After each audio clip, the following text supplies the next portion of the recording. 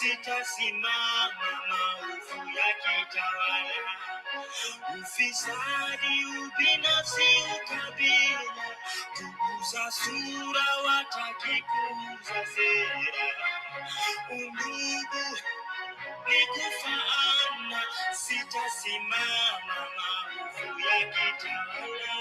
Sitasimama maovu yakitawala. Wadhifa una deserve bila kasha makashfa. Hii society Kenya wanaeza share ni nyungu ya busa ama kecho ya shisha. Mfuko zinasikia eko, unajua thamani ya mali na size ya kifuli. Eyo, ujaibiwa juu una kakitu wo. Risking jail time, police bullet flow. Unaweza argue, crime doesn't pay, lakini huwezi dismiss justice in a bay. Mwizi ana 40 days, 365 days later, anaendelea kuprofata. Do anything for power, ready to lose their head for presidency. Bora waione kwa currency, sababu gani si kwa fake days na turbulence. Nikifly angani, ninazoa the same feeling. Matatu zikipitia poto mtaani. Juliane, Kontaka siwezi karanga. Shagala bagala, niko tayari nitagarama. Sitasimama maovu yakitawala. Sitasimama maovu yakitawala. Ufisadi, ubinafsi, ukabila, kuuza sura, wataki kuuza sera. Undugu nikufana, sitasimama maovu yakitawala. Sitasimama maovu yakitawala. Joe raise funds, itabidi raise hands. Glory kwa sun, breakfast at croissant. Hataki punguze bei ya bidhaa, tunataka opportunities ndio tu afford hizo bidhaa. Walisema kutembea kwingi ndio kuona mengi. Nimeshinda nikitembea maofisi na sijaiona kazi. Siwezi cheza golf kwenye tidal wood, mambo si barabara chingu.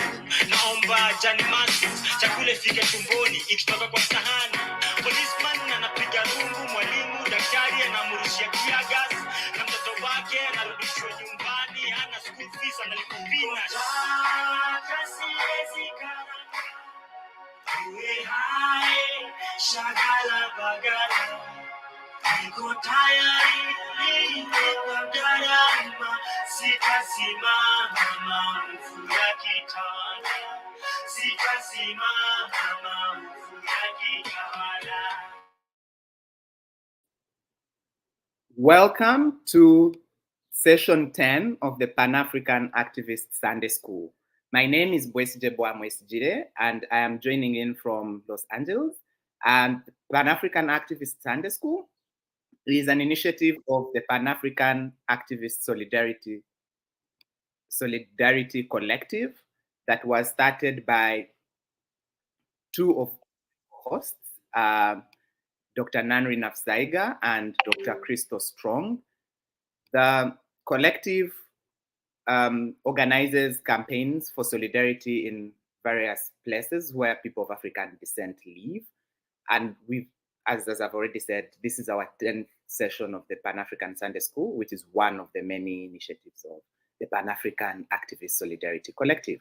Today's session builds on previous sessions that we have held this summer, this June and July, which have been on Kenya and its deployment of troops in Haiti and African state solidarity with Palestine. These two sessions are in conversation with the current session because we talked about Kenya a lot in the previous session.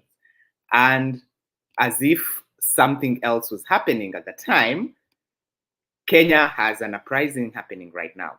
Kenyan people are upset about very many things that their government has been doing, including one of the things that we talked about in the previous sessions. And they went on the streets to protest against the finance bill for this year. But as the speakers today will tell us, this goes beyond just the finance bill. And today's session is going to be co-hosted by myself with Nanri and Crystal. And as the audience, we want you to contribute to the conversation. So please send us your comments, send us your questions at all times during the programming. And the session is going to have 4 main parts. We're going to start by laying out the context of the current crisis. And then we will move to other African experiences of IMF-led neoliberalism. And then we will come back to Kenya and look at popular resistance against austerity. And then the second last part will be on the international dimensions of this uprising. And then we will close out with interaction with the speakers. My colleague Nanri is going to lead us through the first part. And we'll start with introducing the speakers for the first part. Nanri, are you ready? Yes, thanks, Bill. Good morning, everyone. Good afternoon, good evening, good night, wherever you are. Thank you so much for attending our 10th Pan-African Activist Sunday School. So just to get right into things, the first part of the discussion is actually going to be setting the context for the discussion. And we are going to begin with discussing the long history of Kenyan people's resistance and the place of July 7th in understanding the Reject Finance Bill of 2024. So welcoming our first speaker, Caroline Mose. Caroline Mose is a commentator on politics and culture, and she will be discussing the long history of Kenyan people's resistance. Thank you so much, Caroline. You're welcome. Thank you very much, everyone, and I hope you can hear me. I come to you from this evening in Nairobi. Before I even start speaking, I also want to add that apart from being a political commentator, I'm also a scholar of popular movements and popular cultures and popular protests with a long academic history behind that. So I'm coming to you sort of as a scholar of what is happening in the moment and what has been happening coming to these moments.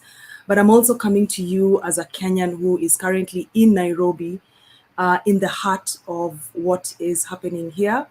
And before I even say anything, I know other Kenyans who are on the panel with me and Kenyans who are listening to us will agree with me that these have become very personal and very emotional moments for us, because we are talking about this, we are analyzing this, we are theorizing this as we go, as we live it, as we exist within these spaces in this moment.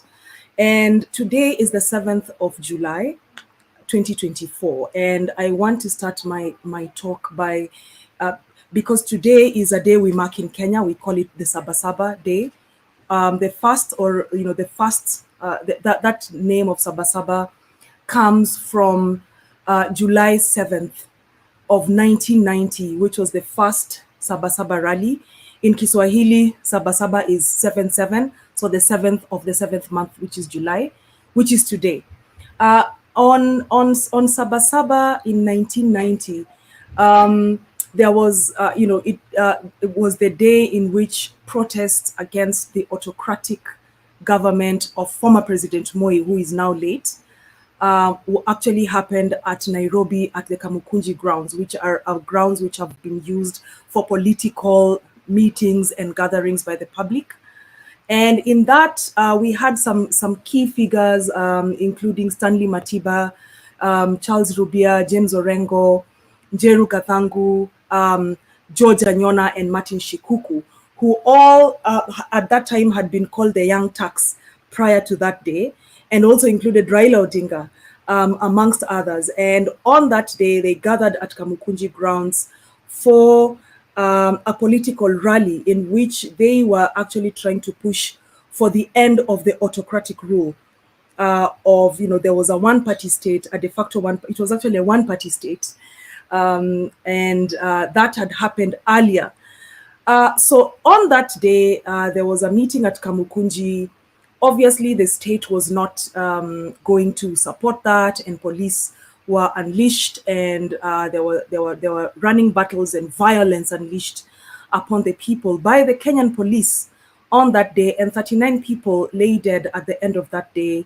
And this just didn't happen in Kamukunji. This also happened in different other spaces across Kenya on that day, July 7th of 1990, which sparked what were called the Sabasaba protests.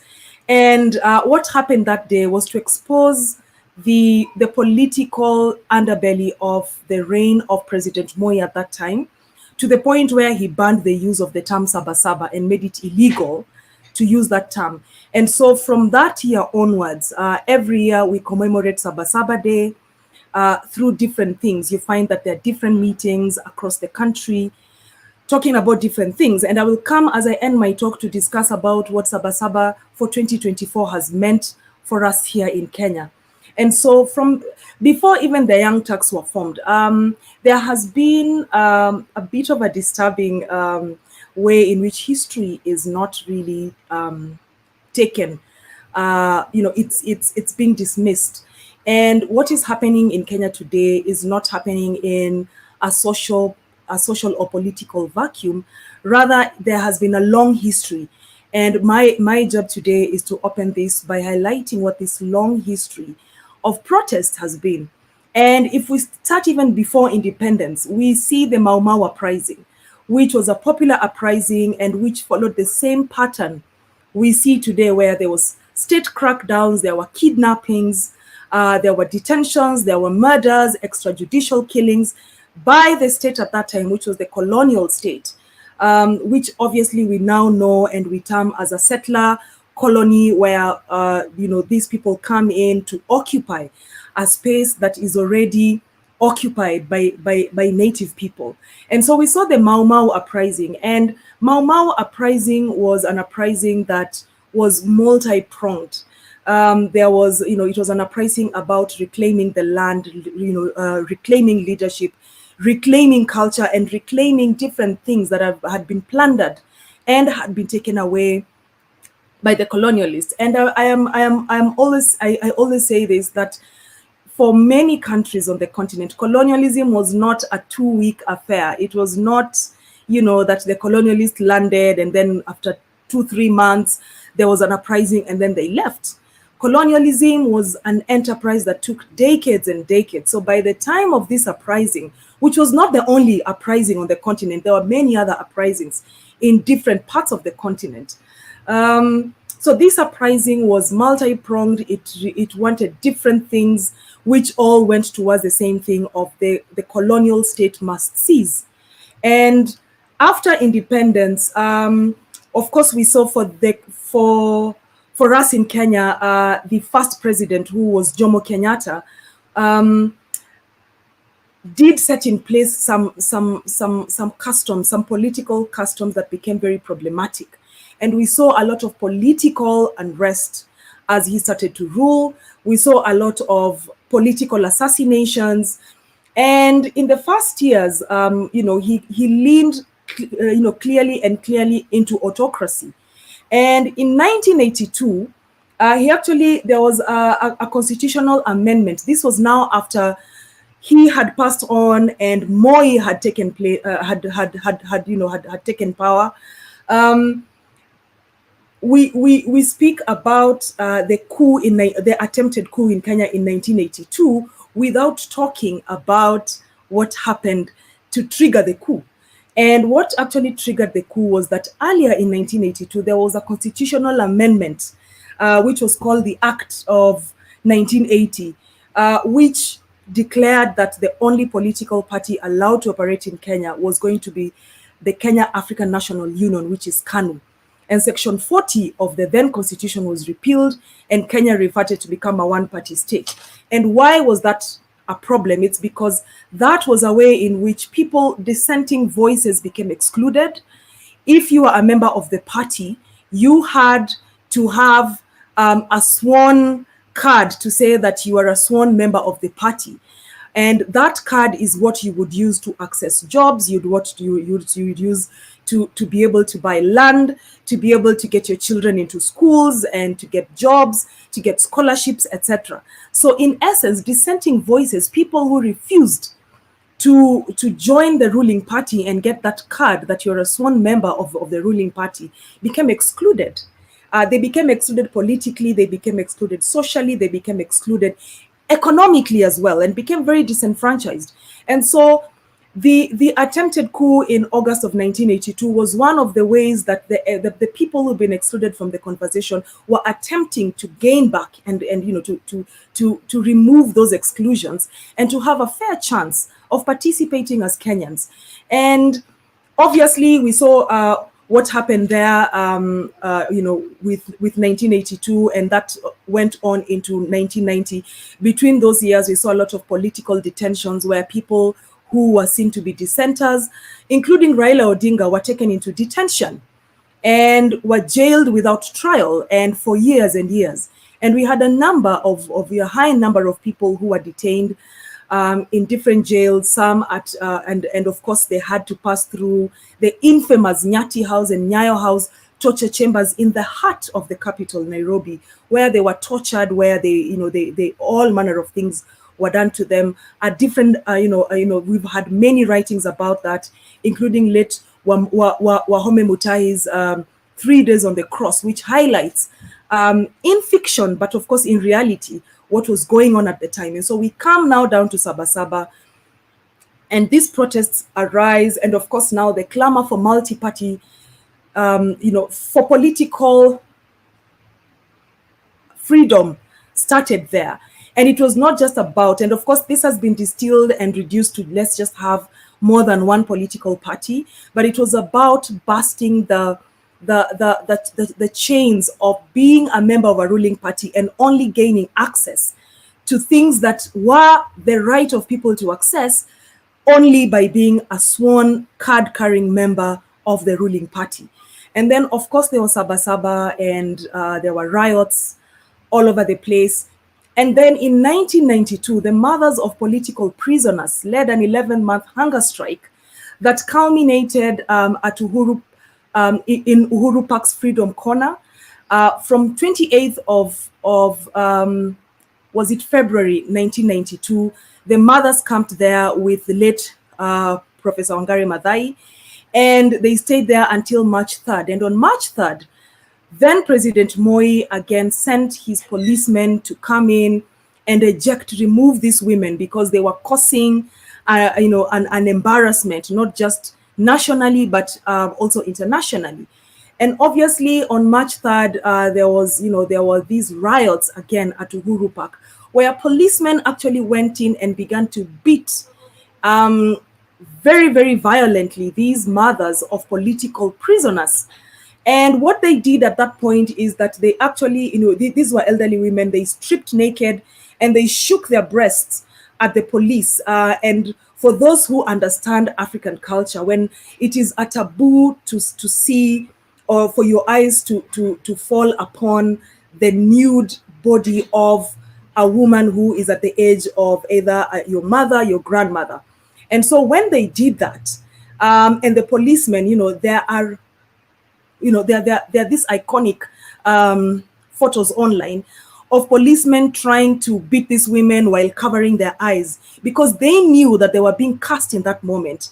And that can actually be taken back to 70 years earlier in 1922, on March 16th, actually, when Modhoni Nyanjiro had stripped naked in a political protest when she was demanding the release of Harry Thuku, who was actually known as the Chief of Women because he was known to really agitate for women's rights. And so when she stripped naked, the act of removing her clothes was to tell the men who were there with her and to ask them, why are you being cowed? Are you, you should give me your gonads and your pants because I have more courage than you. And so in that moment, when you come back to 1992, these women were actually asking these policemen, how are you conducting these illegal beatings? Why are you only listening to one? Are you not men that you can also make your own judgments instead of blindly following a regime that is corrupt and a regime that is violent? And in that sense, we can see the connection. And I bring us back even to earlier this year in 2024 with the femicide protest in Kenya, which was basically leaderless and was a grassroots movement that protested the killings of women that had become rampant in the city, in the country, where women were being brutally murdered and nothing was being done. And so you can see the linkages, these linkages coming in, where grassroots protests and political movements actually rise up and speak back to power. And of course, we are all aware of what happened in 2007, post-election violence, where more than 1,000 people were actually murdered by the police in extrajudicial killings. When the violence broke out, and of course had been obviously sponsored and planned by different political players within Kenya, as the elections were being contested. And these were the elections of Mwai Kibaki when he was coming into his second reign, into his second term. And so when you see all these kinds of different movements, and there are many other movements that I'm not able to speak about in the short time I have left, but there have been various people-led grassroots movements that speak back to power. And when you bring all these things together, and then we come to the Reject Finance Bill 2024 protests, that started basically in rejecting the finance bill, which I discussed last time and said that the highlights is that this finance bill was one seen to be actually pushed by imperial powers, by the Americans and by International Monetary Fund. That's the IMF. And I remember saying that Congress members from the United States were actually spotted in the Kenyan parliament, sitting in sessions where the finance bill was being debated by Kenyan MPs. And so these concerns actually, you know, they then ended up into what we have now and what we are seeing now. Between the time I last spoke and now, we've seen a lot of violence in the Reject Finance Bill 2024 movement. We've had 43 people now murdered, and a high number of those had been kidnapped and abducted by police or police agents, and then disappeared and then later found dead. A number of those were killed live on camera as they participated in peaceful protests, specifically on June 25th. And so between now and then, there has been an outrage, not just online or in the streets, but also online in different spaces. And I know there's another speaker who will come in and speak about that. But what we're now seeing is that this movement is slowly morphing into anti-corruption movement, into an anti-regime movement, because the regime continues to be tone deaf, continues to refuse to read the room, continues to have hard stances on not getting rid of incompetent CSs, incompetent advisors, etc. And so that hard stance. And I know that there was, there have been different Twitter spaces where even the president himself attended one, hosted one, and there were all these questions that were being fielded. But the general feeling was that the president is not listening, is only playing defense, and is intent on continuing with this. And so as I wind up, the question then becomes, where are we going from here? Which would be the question. And of course, as this movement continues to be leaderless and continues to be grassroots-led, my point that I really wanted to make is that there's been a long history of this, and we are very excited. As I said, we are living through this. We are very excited to see where this goes going on from here, including the resolve to make the lives of corrupt leaders, corrupt members of parliament, very difficult. Deplatforming them and refusing them a platform has been one of the ways I have seen this happening across the country. And I end there, and I give the space to the next person to take us to the next the next portion of this discussion. Thank you very much. Thank you so much, Caroline. Always a pleasure to hear you, and I hope you also drop your handles in the chat as well. The very rich history, and I'm learning so much. I didn't even know that today was the anniversary of the Saba Saba rally, taking us back to the history of the Mau Mau, and especially highlighting the roles of women in protest. And it's just so remarkable to hear this history and to really sit in the knowledge that this is the foundation. Because oftentimes I think people feel like, oh, this is just happening. But of course, your scholarship and your journalism has, demonstrated and shows the very rich history of activism. So thank you so much again. So we're going to bring up the next speaker. The next speaker is going to talk about 80 years of IMF-led exploitation and Kenya's path to the current moment. Catherine Amai. Catherine is a writer and a researcher, and she's going to also tell us a little bit more about her background as we bring her on. Thank you so much. Thank you so much, Nari and Dr. Caroline. My name is Catherine Amai. I'm a researcher, a writer, and a commentator of social issues. So I'm going to take us through the next session of this discussion.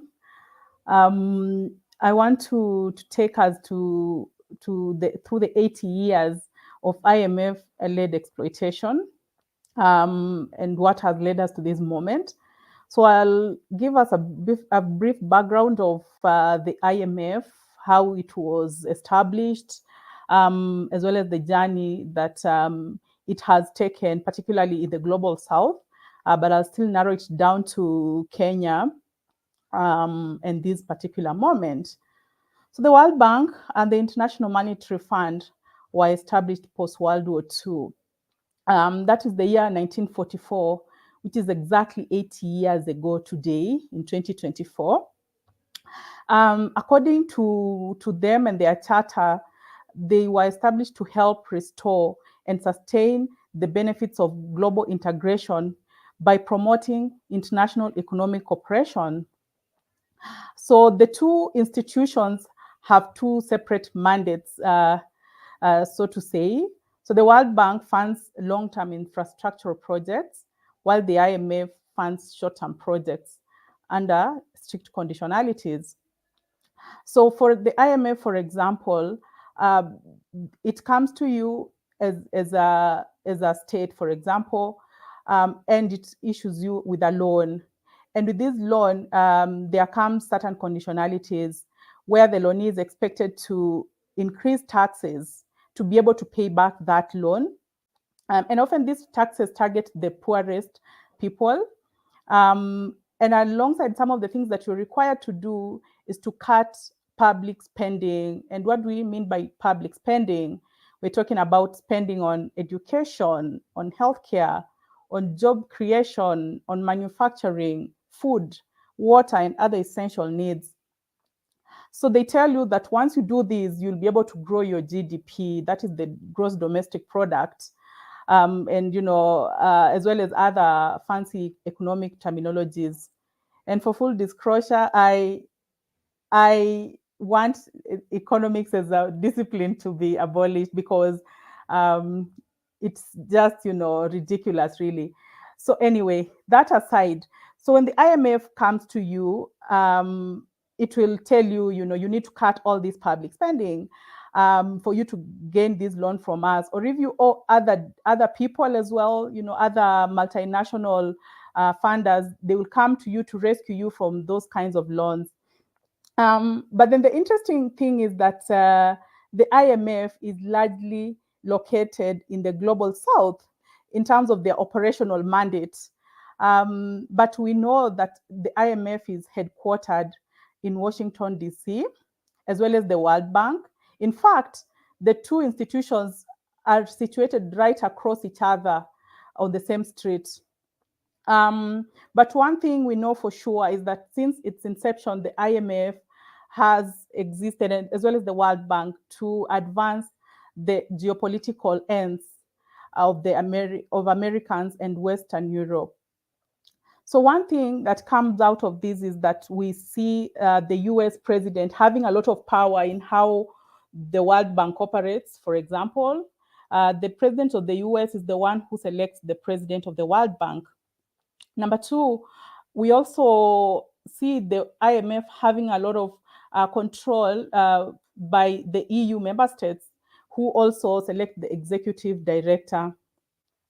An American professor, Michael Hudson, has described the IMF and the World Bank as tools of American imperialism.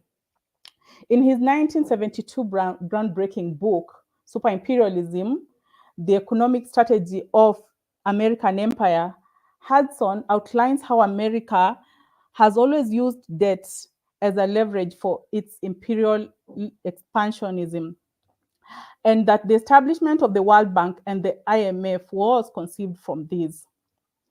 One can therefore look at the IMF and the World Bank debt infrastructure through several lenses, but two stick out for me.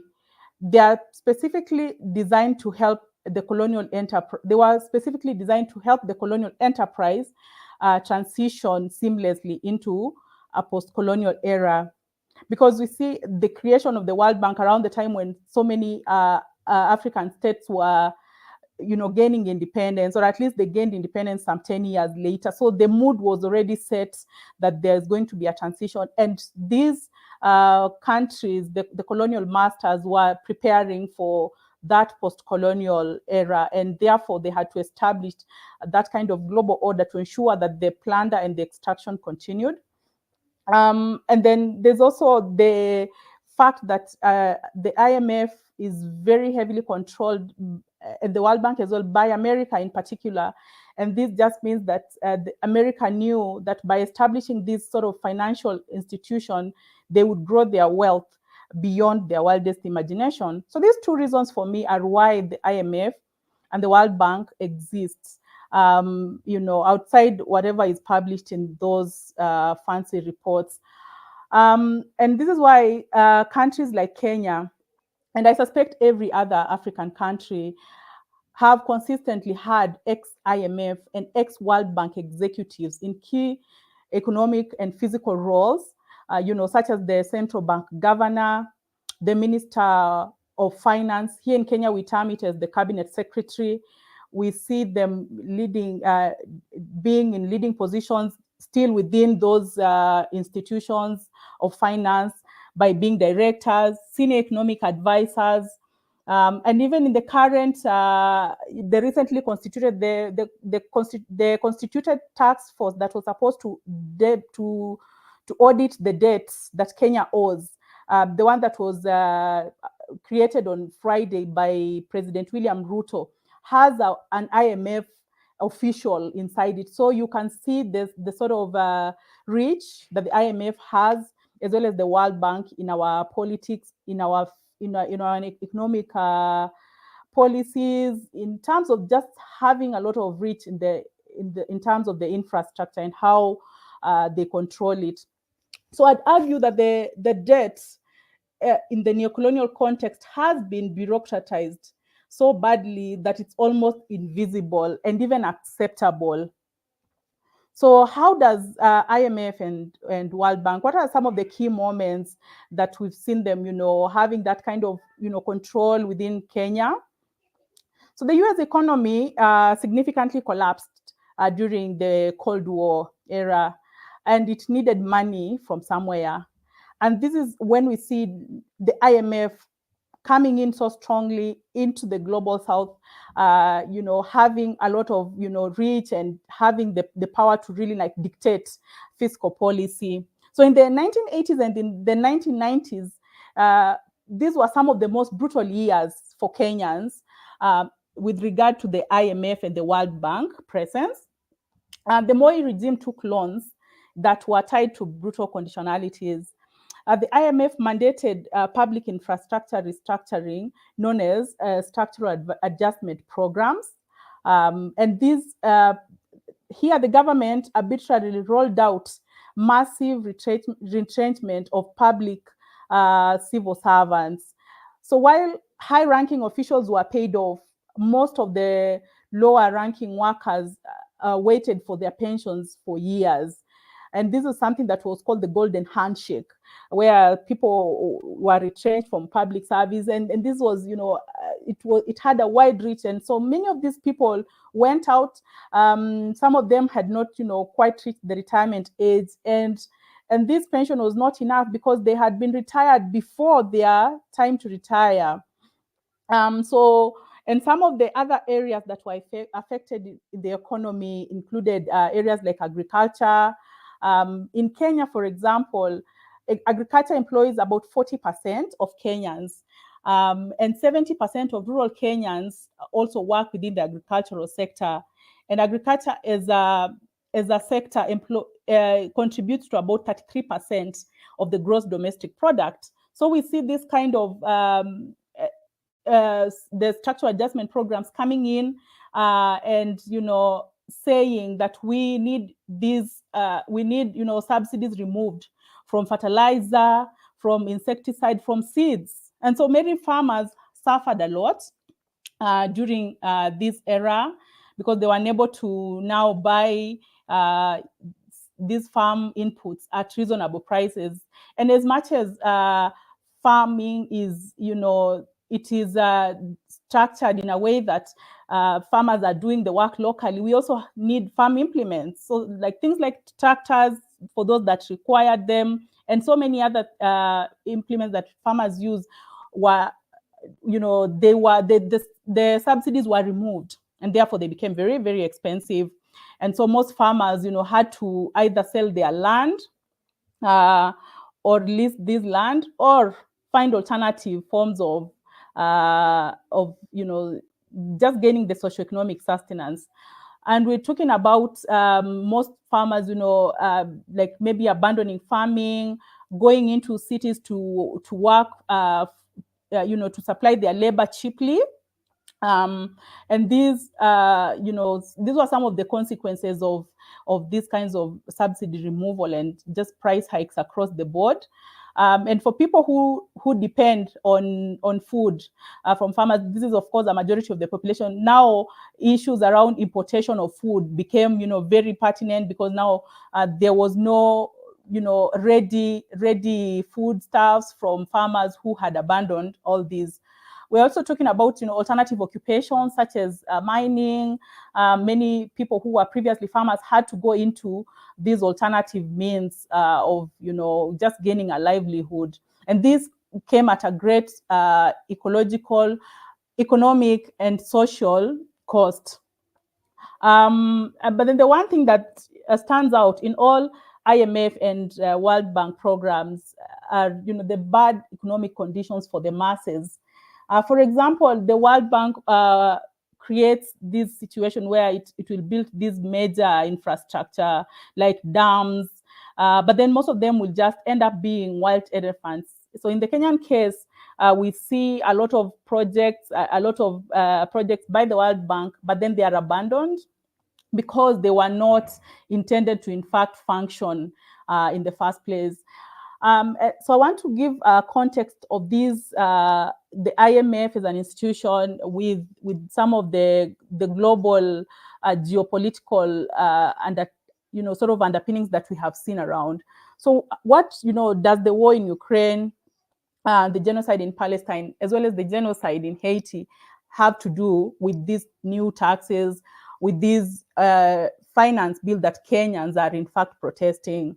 So the World Bank and the IMF have continued to give Kenya loans throughout the last 40 years. And of course, most recently, over the last 10 years, that has escalated. During the COVID pandemic, they gave so many loans. And so these loans, so Kenya has been a recipient of these loans.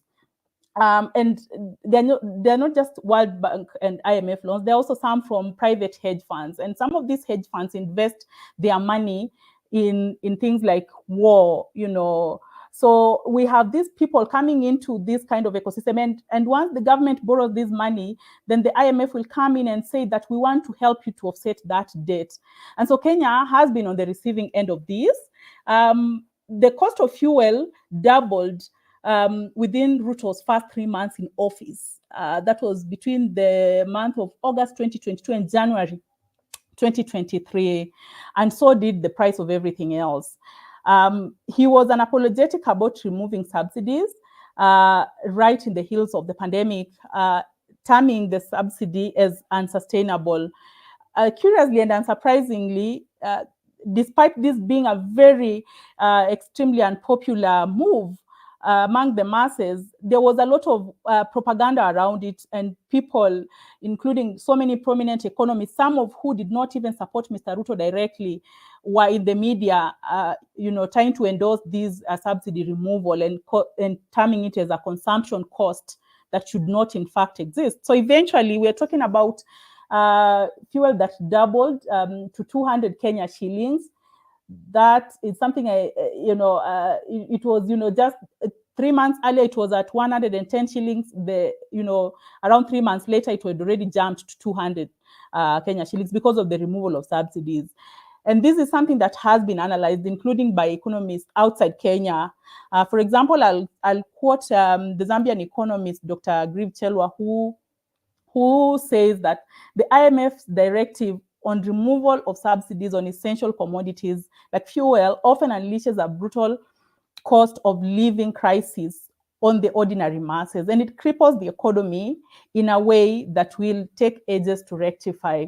Because these are things that have happened in Zambia, in Ghana, in Nigeria, in so many other African countries. And so we're looking at a pattern of exploitation and plunder, and really disregarding people's labor and people's resources. So his words echo those of the radical Pan-African leader of Burkina Faso, Thomas Sankara, who told us decades ago about debt. And he said this, and I just want to quote him: "Debt cannot be paid." So that was Thomas Sankara's position. But I want to also add it further, that this debt is given precisely because the giver, and that is the empire, expects you not to pay, and for which you'll pay an even bigger price, including death. And this is, of course, colonialism really in its most distilled form. So the current finance bill in Kenya is one such document, loaded with so much debt. Mr. Ruto was part of the previous regime, and he was part of this debt acquisition. So the idea that he's inheriting a debt is again misleading, because he was part of this borrowing. And you look at this particular finance bill taking away, some of the most mundane things from people, putting tax on bread, putting tax on sanitary towels, putting tax on diapers, tax on land, tax on motor vehicle, everything is like taxed to the last detail, and there's a lot of surveillance around it. And so we see even that kind of arrogance across the people who are in the limelight regarding these politicians who are trying to front this bill and disregarding people's people's protest long before it was a physical protest in the streets, because there's a slot in our constitution which in fact allows for public participation. And so the chair of the finance committee would come on TV and tell people that we will pass it no matter what you say. So we see the same, hubristic statements emanating from the IMF as well. Just during this protest, during this uprising, they released a statement saying that the president and the political class should hold their ground. So we see that as well. And of course, what ground is that? Dismissing the will of the people, murdering people in cold blood, enslaving people with oppressive taxes, and squashing any hope for socioeconomic mobility, as well as, just entrenching a police state, like the military, having the military with so much power within our territory. So the IMF is a tool for the US empire. And this is not a metaphor that we just use. This is, in fact, in its, they do this because that is exactly why the IMF exists. It has constantly given unconditional grants, for example, to Ukraine.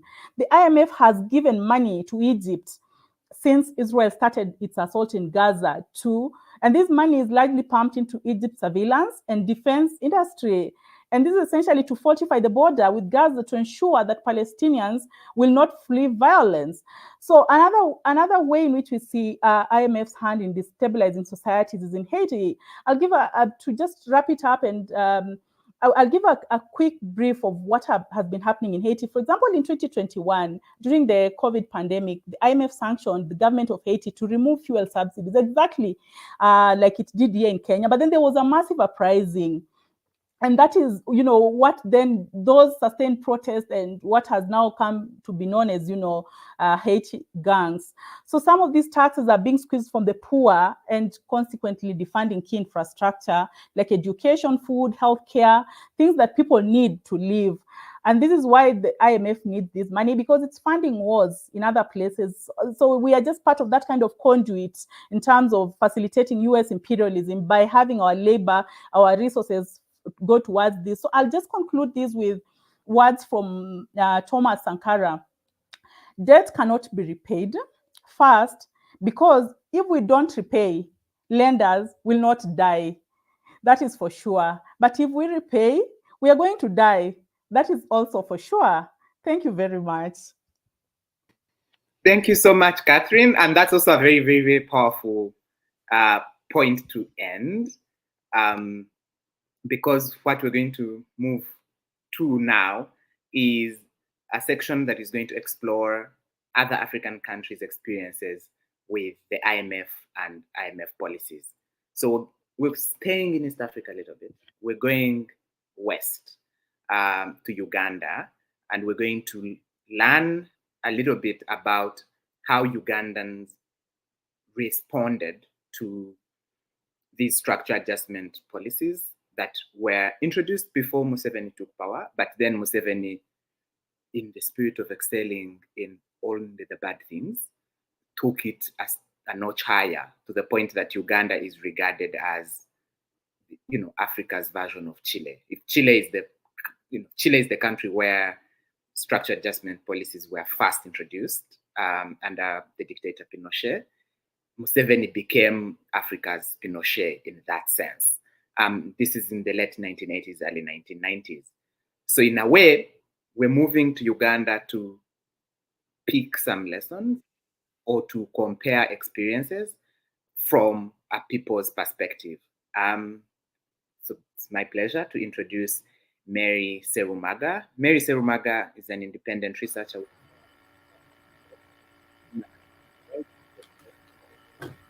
Remedies. Currently, she's completing a history of colonialism. She's a widely published essayist, with her work appearing on the Committee for the Cancellation of the Third World Debt website, cadtm.org, The Elephant, which is a Kenyan-based publication, African Arguments, Transition Magazine, and Uganda's Monitor and Observer newspapers, among other outlets. Mary led the National Unity Platform NUP's policy team, which developed the NUP manifesto for 2021 to 2026. You're welcome, Mary, and take it away. Thank you very much, Wesley. Good evening, everybody. Thank you for having me. I really always wanted to speak to your audience in particular about these matters. So thank you. And I'll just get straight into it. So I'm calling this paper The Structural Adjustment from Below. We've heard how it's imposed from above, and recently Kenyans have tried to adjust what's happening in their economy from below, and Ugandan youth are talking about doing the same. So it's called structural adjustment from below. In looking for solutions to the cost of living crisis in Kenya and Uganda, it may be helpful to look for patterns in governance that give rise to these crises. So there are patterns that you can discern that show you why you're in that situation or we are in that situation. The major similarity between the two countries is that both are undergoing another cycle of structural adjustment. It may be that Kenya and Uganda differ in their capacities to implement reforms. Uganda's attempts at structural adjustments in the 1990s produced a litany of failed targets. That's not a personal opinion, it is based on the official reviews of the World Bank at the close of its SAP projects. The trend continued into the new millennium. Having missed reform targets in the areas of economic and financial management reform, Uganda then attempted to redo the reforms. I argue that one, redoing failed loan financed projects using further loans contributes to Uganda's low standard of human development because essentially you're paying twice for the same thing. And secondly, public finance management and governance generally are such that the country, Uganda, is just no longer capable of implementing complex programs. Unlimited and perennial austerity, insufficiency, inequality, and social unrest are merely symptoms of that fact. Any plans to break out of the cycle need to address this question. When a project fails because of lender incompetence or even corruption, are the citizens of the borrower country liable for the debt? Because if you have paid or you're paying for structural adjustment for which you borrowed money 20 years ago and the adjustment hasn't taken place, something went wrong. So if it's found that the lender was not duly diligent in lending or in designing the project, are you still liable for the debt? So that's just something to bear in mind. And in the second half of this presentation, I shall discuss the contribution of the IMF and World Bank to the cost of living crises experienced in East Africa and elsewhere. So on to the Kenyan uprising. Kenya's recent uprising against an insupportable cost of living follows in the tradition of anti-austerity protests. The austerity is a result of IMF and World Bank economic policies adopted by indebted governments of developing countries. A similar wave swept through Latin America, North Africa, and the Middle East in 2019. You may remember those. More recently, 12,500 cost of living protests circled the globe between November 2021 and October 2022, protesting shrinking access to essentials such as fuel, gas, and electricity, which is what our colleague from Kenya has just been talking about. In Kenya 2024, the protests were triggered by proposed cuts in fuel subsidies and by income tax increases and a housing levy on both employees and employers. A tax on bread and on and an eco tax went a step too far, and in fact these were the first to be dropped by the government in its gradual climb down from the Finance Act of 2024. President Ruto's government is now considering funding the budget through cost-saving measures rather than maintaining the current extravagant level of expenditure and demanding ever more frugality from the public. Uganda, too, has hunger issues. Undernourishment rose by 1% a year between 2006 and 2011. It accelerated by 2 percentage points every year from 2011 onwards.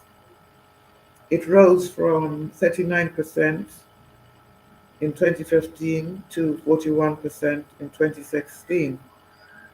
And then that particular indicator was dropped by the World Bank, the online data bank, although it's since been reinstated. But there was about 3-year gap when they just stopped quoting undernourishment statistics. We had the first 1,000 days nutrition program meant to alleviate malnutrition. And during its 5-year run, undernourishment increased. The program failed by the World Bank's assessment, by the government's assessment, because, like many others, Uganda did not meet its co-financing obligations. It didn't have the money. Uganda still faces structural issues that were meant to have been adjusted in the 90s. Take high administrative overheads. They were supposed to have been fixed by the $90 million Economic and Financial Management Project of 1991 to 95. Cash for investment in better quality and more far-reaching service delivery was meant to be freed up by reducing the size of the administration from 39 to 22 ministries, reducing the number of public servants by about half, eliminating allowances paid to staff, and stopping extravagant expenditure such as departmental vehicles and fuel.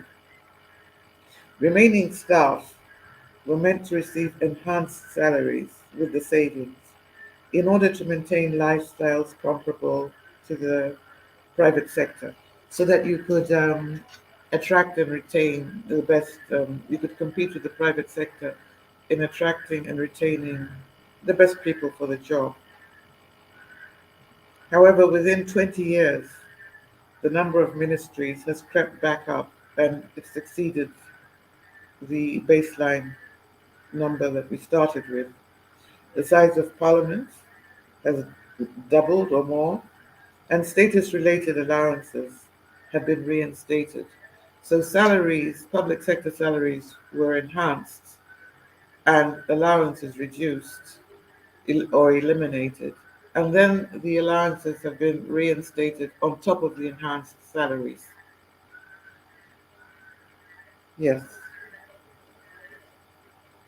So one of those allowances is a new one. It's called a service award, and it's payable on leaving office.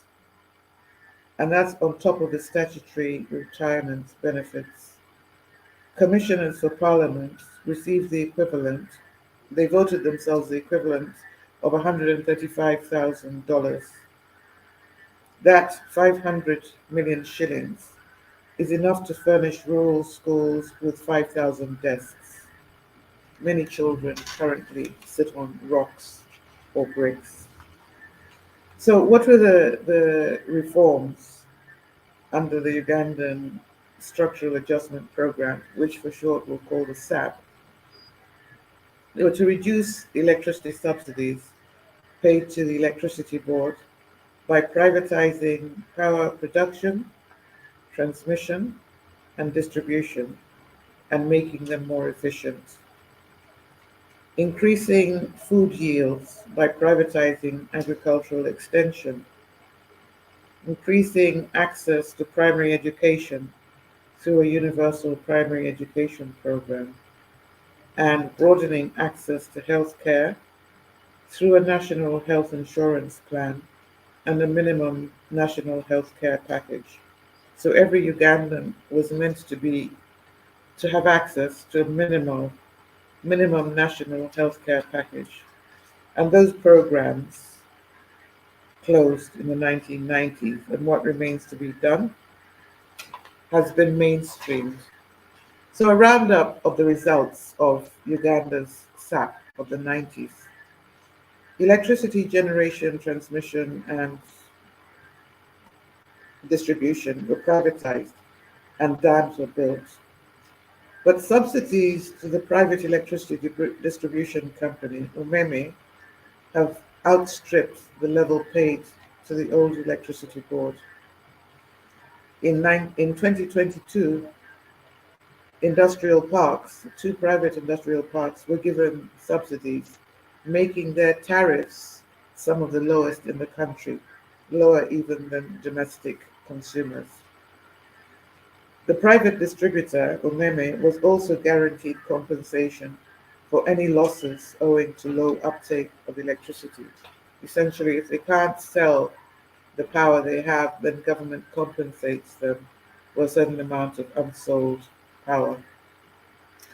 Then there's the Rural Electrification Program, which is meant to connect more of the rural population to the grid. In 2020, it met only 7% of target connections. In 2018, it met 51%, and in 2006, it met 30%. So it can hardly be called a success. After retrenchment of public agricultural extension workers, the 162 million National Agricultural Advisory Service, NADS, did not increase food yields as expected. The official review says that food yields did not change, and in fact, the agricultural machinery that was distributed by NADS was captured by the elite. Then there was the $65 million District Health Services Pilot and Demonstration Project, which was meant to develop a model for a health insurance program. That was in 1994. Over the life cycle of the DHP, what was observed to be happening was that the population was in fact migrating away from public health towards the private sector. 20 years on from that time, Uganda still has no national health insurance scheme. So we're at square one. Moving on to more recent examples of incompetence to safely borrow money, and that's my primary argument. Nobody's saying debt is wrong, and no one is saying it's useless. But you need to be able to borrow safely and to borrow responsibly, which is not the case at the moment. So what happened with SAP1 in agro-processing, having privatized public enterprises on the principle that the public sector is no good at business? We used to hear that a lot. Uganda has gone back to investing in parastatals, and predictably with little success. Briefly, there were 6 agro-processing companies established: Kisoro Potato Processing, Chia and Pyrethrum Factory, Uganda-Egypt Food Security, which is a meat processor, Soroti Fruit, Mtungamuk Juice, and Yumbe Mango. And they all closed. And they all closed within a few years of being launched. And Yumbe Mango closed within 4 months after sustaining fatal losses. Kisora Potato closed owing farmers 180 million shillings for the potatoes, and they closed just after receiving a 700 million shilling bailout. And basically, the story continues. There were other agricultural projects like the Pride Rice Scheme.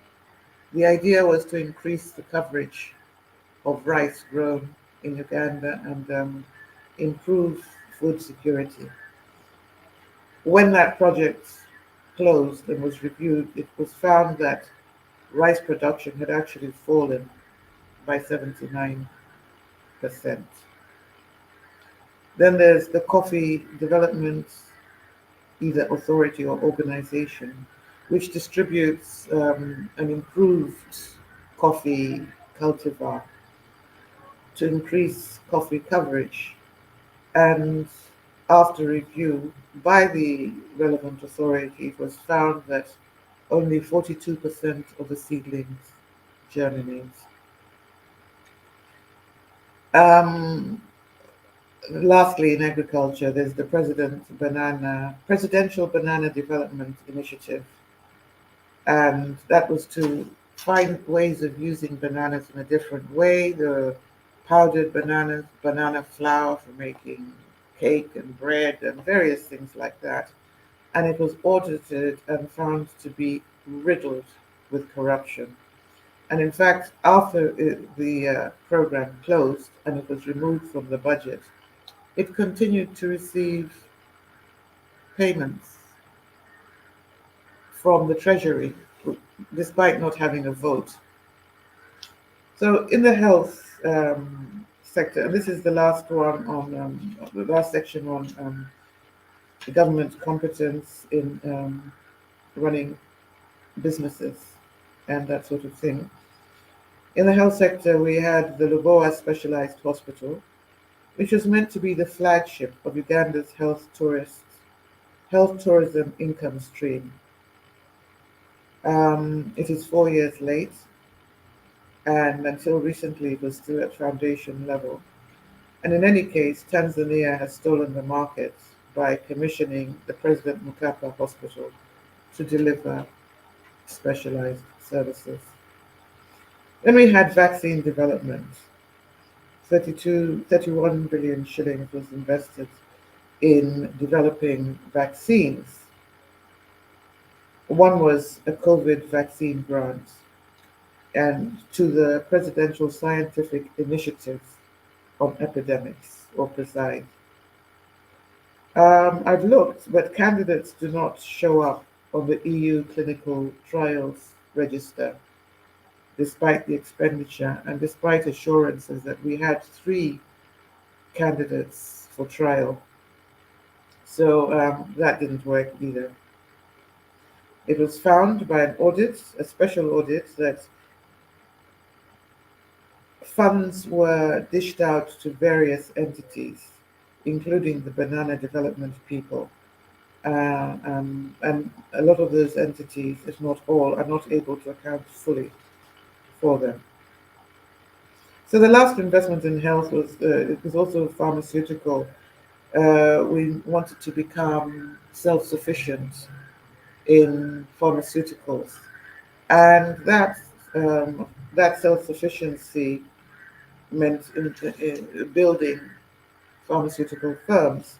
But our investment didn't go to building pharmaceutical firms.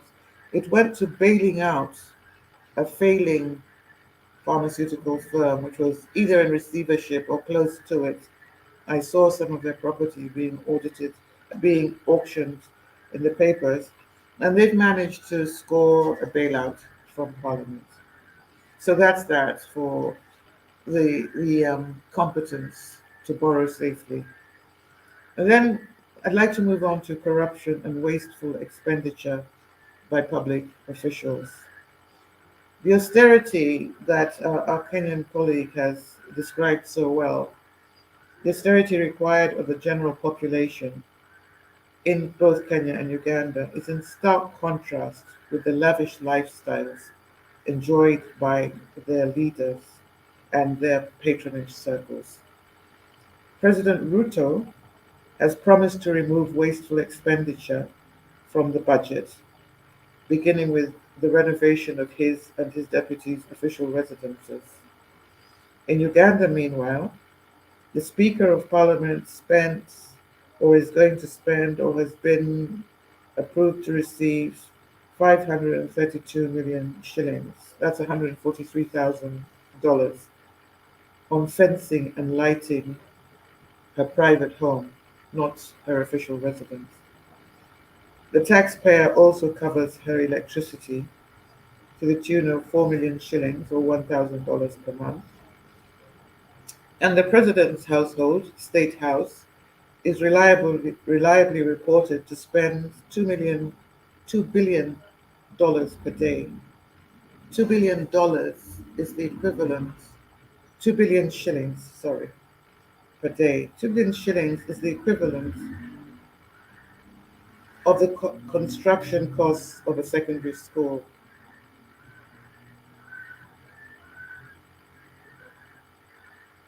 I have to, I can never believe these figures, but I have to find out if it's 2 billion a day or a month. But that 2 billion will build you a secondary school. Parliament is equally culpable. Billions are spent on attending the annual East African Parliamentary Games, while thousands of school children don't have sports facilities or even desks. Ugandan members of parliament across the board have accepted random grants from unclear sources. They accept a 200 million shilling grant for an SUV each every 5 years, and tens of millions as inducements to pass supplementary budgets. However, having given you those details, I want to caution us that it's denouncing corruption and incompetence has become a national pastime, at least in Uganda. In order to bring about change, the country needs to go further. Uganda, prompted by Kenya, plans to protest the cost of living and also corruption in parliament and the executive. And the plan is for a peaceful march to parliament. But like Kenya's protest, there is a risk of state brutality. So we can finish with the second part, which is reckless lending by the IMF and the World Bank. Knowing that a borrowing country is run by corrupt leaders who would sooner use loans for regime preservation and their own personal comfort than human development, why do the IMF and the World Bank continue to lend to them? And the answer is because banks lend. That's their business. So the only remaining question is whether or not they fear. Hopefully, we have a few minutes to round up. Yes, about 5 minutes. Is that okay? Right. So, very briefly, they continue to lend regardless of whether a country is competent to pay or whether a government is capable of paying. Because the premise is that a country cannot go bankrupt. Money will be recovered. Recently, Uganda considered taxing rainwater harvest tanks. And this isn't a fantasy because Israel does it to Palestinians in the West Bank. Rainwater has been deemed to be public property. And China went the whole hog, and Uganda, for certain Chinese loans, has agreed to surrender any public assets to China in the event that we default. So, without going into all the other examples of IMF malfeasance, I'd like to just conclude with charting the way forward. I think that there has to be, in the short term, there has to be stop-loss measures. And in the NUP manifesto, we identified 3 trillion shillings of potential savings. That exercise needs to be repeated. And we need to use the mechanisms at our disposal to pressure public servants to give up allowances and benefits to which they're not legally or morally entitled. Because at the moment, when candidates are being selected, they're not asked about these issues. They're asked about personal issues or its ethnic ties and things, but they're not asked about debt. They're not asked about human development. And then there needs to be a suspension of nugatory expenditure. For example, decorations and refreshments and offices. Every public office these days seems to. 1 minute. Sorry? One Yeah. minute. Yes. Every office seems to have a DST connection, so we can remove those. And then in the long term, the most difficult thing to achieve is going to be a debt audit. We need to put together an a non-partisan, broad-based committee to audit the public debt.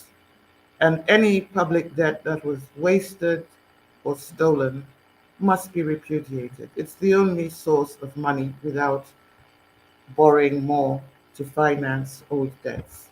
And I think we can stop there. Thank you.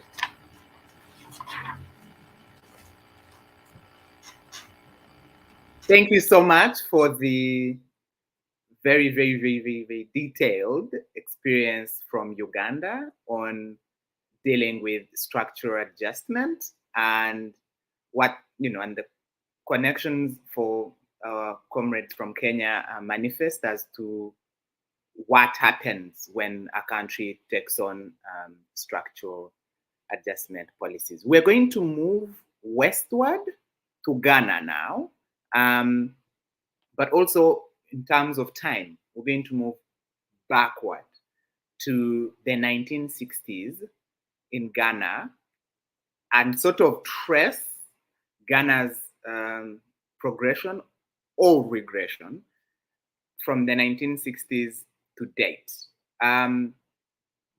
The next speaker, Amodani Gariba, is a Pan-Africanist and Nkrumahist political activist based in Accra, who currently works in the office of the Fighter General of the Economic Fighters League, where he helps coordinate the activities of the movement. Fighters, since 2016, have been fighting against the political duopoly in Ghana, which has put Ghana deep into the web of neoliberalism.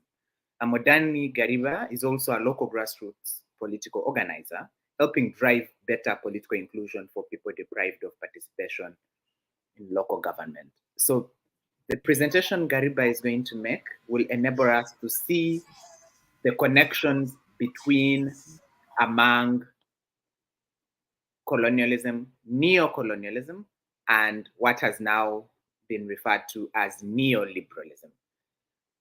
Take it on, Amodani.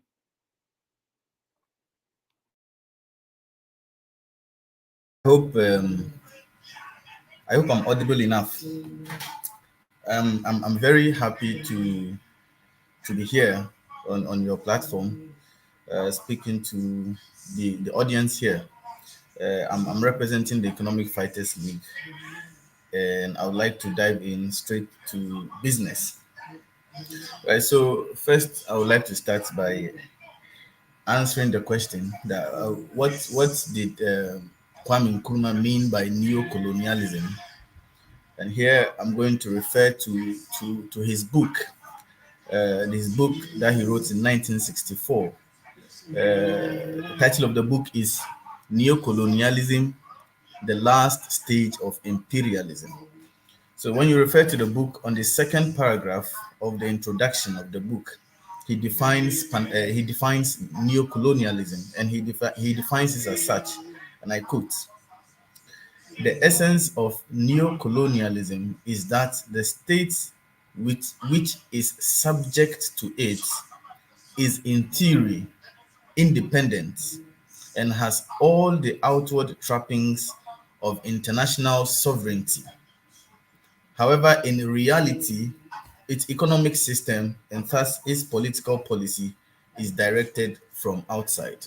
So this is how Kwame Nkrumah defined neo-colonialism in 1964. And in fact, we are told that because he wrote this book exposing the workings, the trappings, the strategy and the tactics of neo-colonialism, that was one of the reasons why the CIA and British and other European intelligence conspired to remove him from power. But again, we see what Kwame Nkrumah talking about here manifest across Africa, across all of Africa, in terms of the economic policies of countries, and in fact, even the politics. I can say that the libertarian multi-party democracy that is in practice in Africa today is a direct imposition on Africa, which is, which is neo-colonialism, as Nkrumah would put it. So, away from that, in what ways have successful governments in Ghana adopted neo-colonial policies since Nkrumah was deposed as the president of Ghana? You know, one thing about Kwame Nkrumah is that we all know that he was widely known as an African nationalist and a Pan-Africanist. But what is less known about him is that he was a consummate socialist, and he put this into practice immediately he was elected to lead government business in 1951, and subsequently in 1952 when he became the prime minister of the country, throughout to 1960 when he became the first elected president of the country, up until the time he was illegally overthrown in 1966. He put socialism in practice in the country. In fact, socialism was enshrined in the first constitution of the country. I'm talking about the 1960 constitution of the country. Nkrumah made it clear that Ghana, coming out of colonialism, was going to chart the path of socialism as a way of developing the country instead of capitalism. So, what 6 years of his rule as prime minister, and then 9 years, I think 9 years as prime minister and 6 years as president of the country, he was able to build more than 350 state-owned factories and enterprises that were employing Ghanaians and employing migrant workers from other parts of Africa. So before 1966, unemployment was zero. There was zero unemployment in Ghana. But not only that, there was free universal education from primary to the university level. And you have a lot of elders here in Ghana who tell you they benefited from that policy of Kwame Nkrumah. There was also free healthcare, free universal healthcare during Kwame Nkrumah's regime from 1960 to 1966.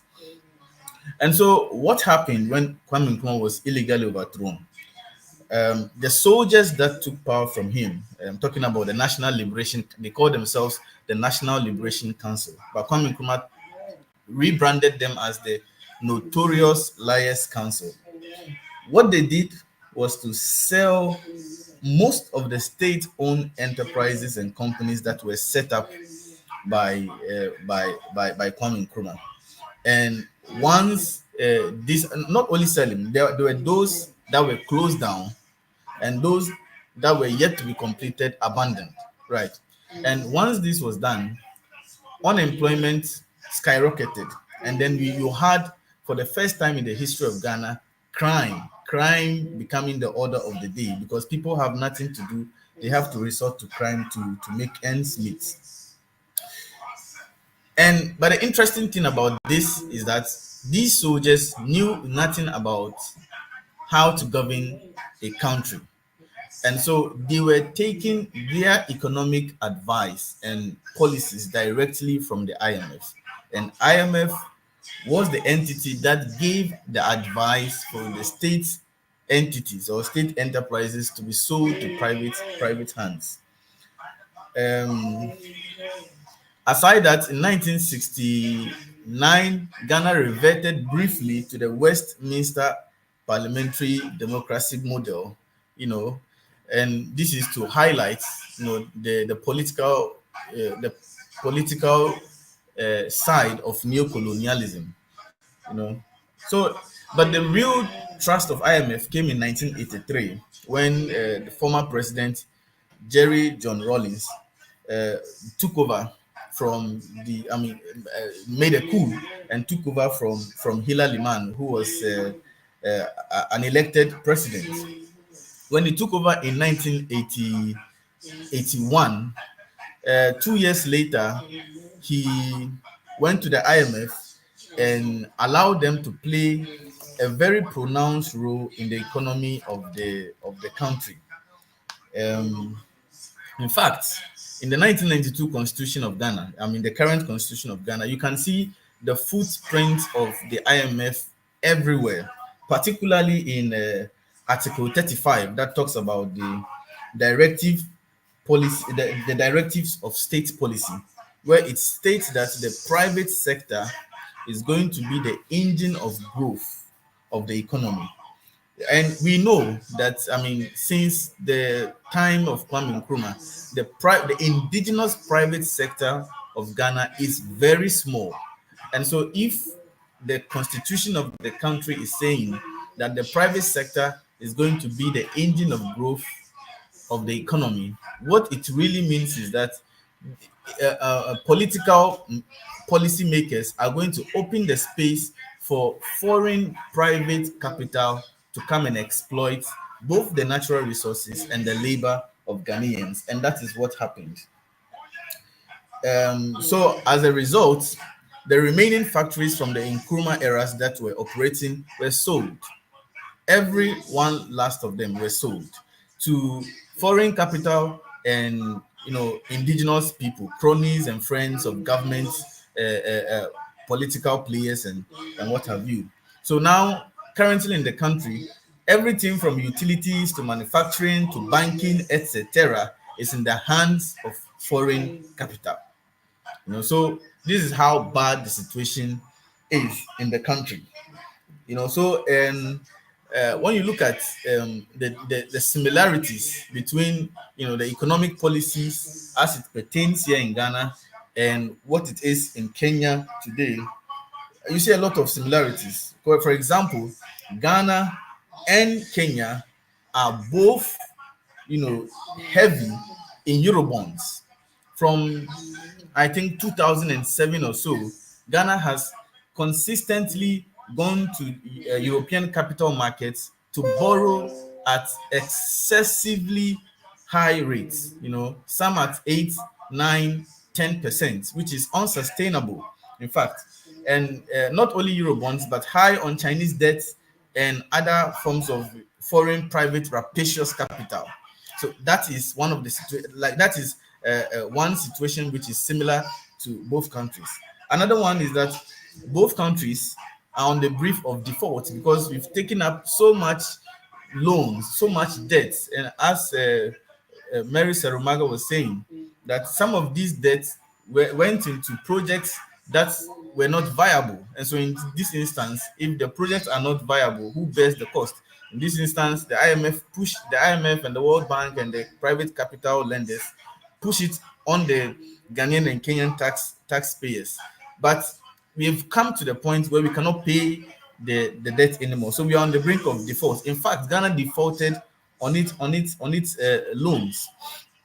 You see, so and now both countries are trying to restructure their debt, and as a result of that, they are both at the IMF, seeking support to be able to restructure their debt.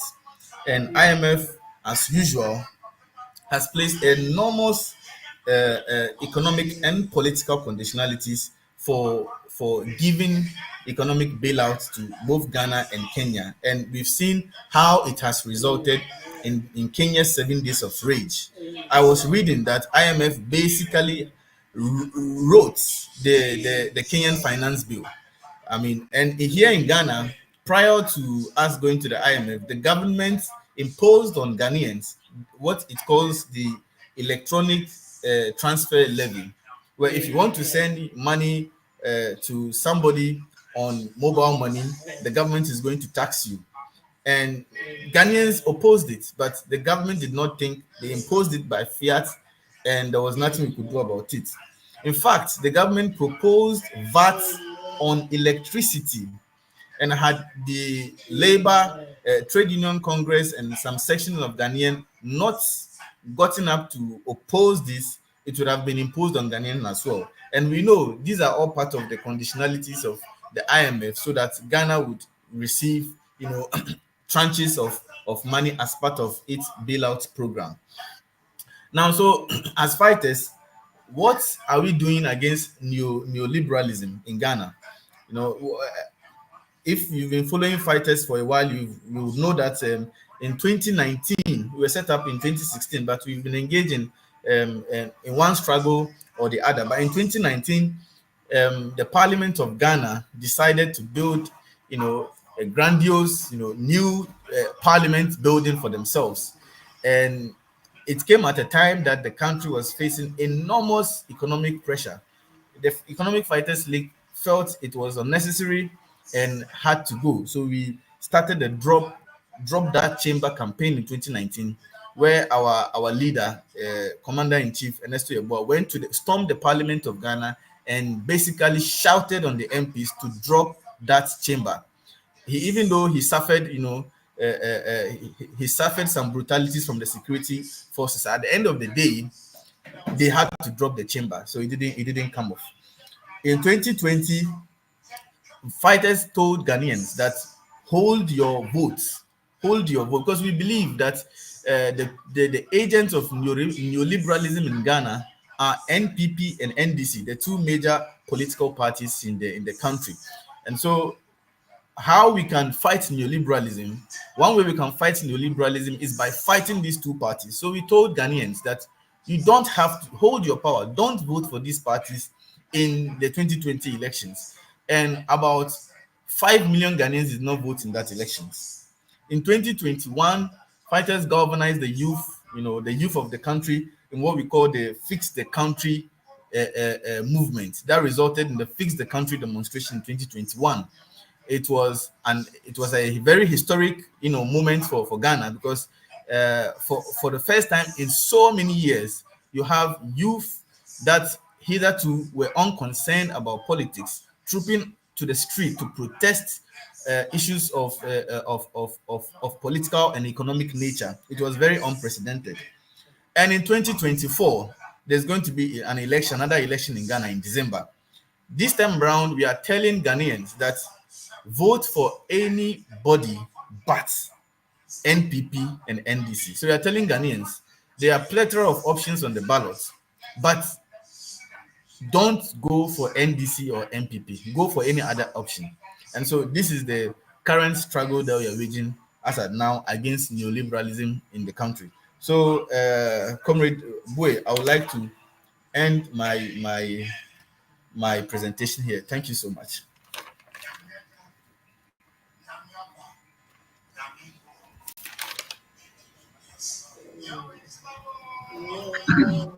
Thank you so much for that presentation, and appreciated you making very important connections as we're trying to do throughout this discussion today between Kenya and Uganda, highlighting first of all the neoliberalism and what it means today.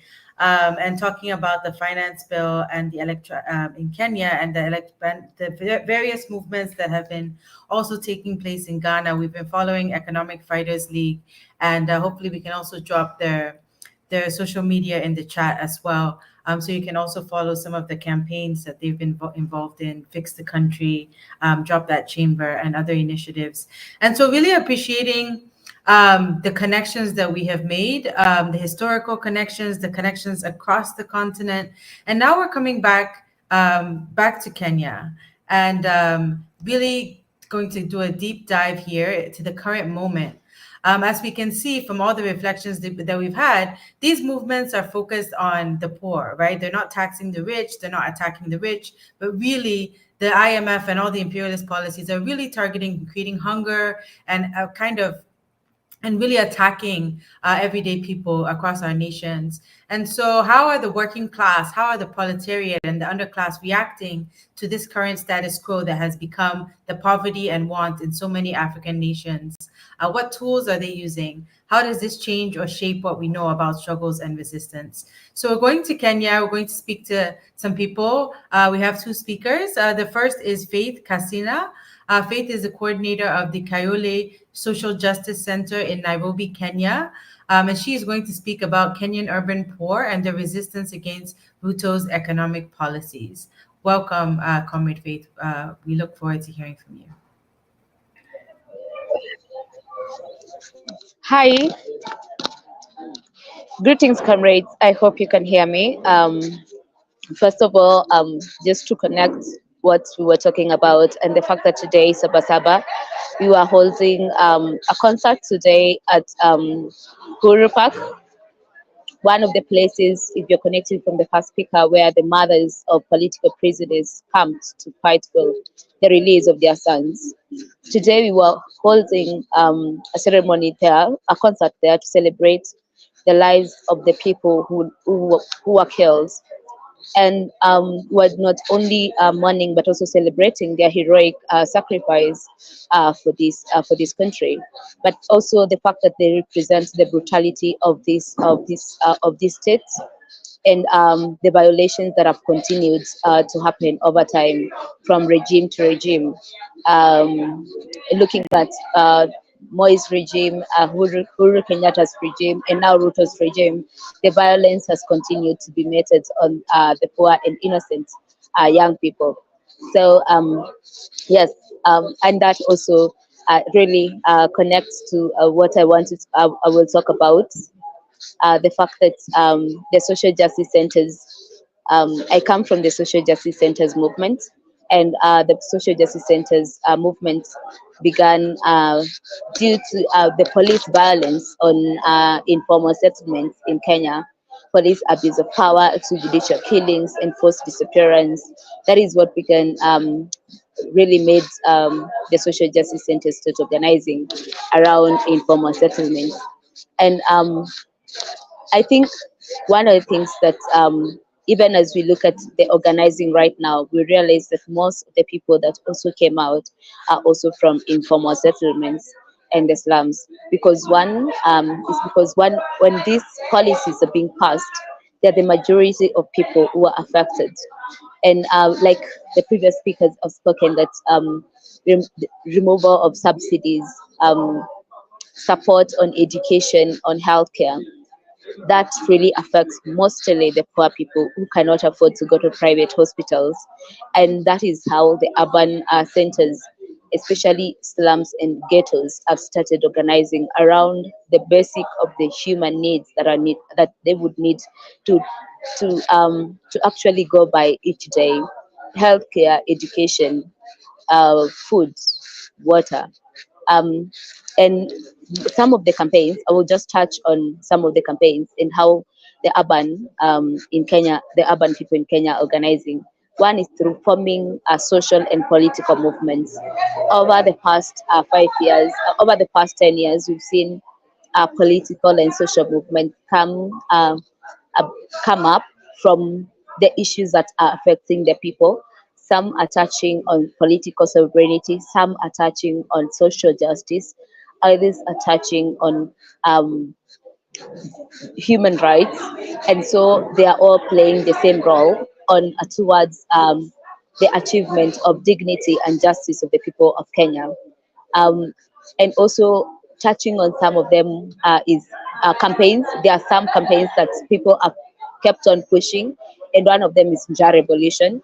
Most of the people in Kenya cannot afford 3 meals a day, especially the people in the slums and informal settlements. And so the Njaa Revolution campaign was focuses first of all on the retrogressive seed laws that the government has passed. And one is the criminalization of our indigenous seed laws, that we cannot plant we cannot exchange our indigenous seeds, because we have now to buy food seeds from seed companies. And also we look at who does this benefit, but also how does it affect us, especially the poor people who cannot afford to buy the seeds first of all, and the fact that they cannot. We as Africans, we come from a place where we exchange goods. When you have some seeds, we are able to exchange. So these seed laws really criminalize the exchange of seed laws. Another one is the Unga Revolution, um, the Unga Revolution campaign that was focusing on the high cost of living. This is a previous campaign. And also the Occupy Parliament that had happened like 10 years ago. And now we've also seen this year, we saw Occupy affordable houses. The government in Kenya has been building affordable houses, but these affordable houses are not for the poor people, because they are being sold at they are very expensive, the poor people are not able to buy them. They are not basically for the working class. They are built for the bourgeois people who can only afford these houses. So when floods hit Kenya, and most of the places that were affected are the informal settlements and slums, the government reacted by evicting and demolishing people's houses without looking at how to resettle them, how to give them how to support them actually to get back on their knees. So when people's houses got demolished and people got evicted, people started a campaign that we need to occupy affordable houses that have already been built by the government, and no one lives in them because the government is waiting to actually sell them to people. But who is the government building these houses for? That is what people were questioning. And now, previously, there was the Finance Bill 2022-2023 that people came out to actually oppose and to even reject, but the government went ahead and still passed it. But this Finance Bill this year is what made people get very mad, because one, in the midst of the crisis, evictions, unemployment, extrajudicial killings, food insecurity, the government still, and even the high taxes, because when they passed the Finance Bill 2023-2024, everything went high. Education is very high. The doctors are not getting paid. Still, even with misappropriation of finances that are there, the little money, the taxes they're able to get, they misappropriate them. They either and they put up offices for the spouses of the president, the spouses of the vice president, the spouses of the prime cabinet, the prime minister. So that does not, which misappropriation, and still you want to tax people to death, while this money is not going towards easing the life of people, like making life easy for them, or even for them to access dignity. And that is what sparked the uprisings that we've seen around reject finance bill. And these uprisings have been over time, and I will add on another one, which is Sabasaba March for Lives, that has always continued to be organized around different issues, and one of them, different themes, and one of the themes has been Stop Killing Us.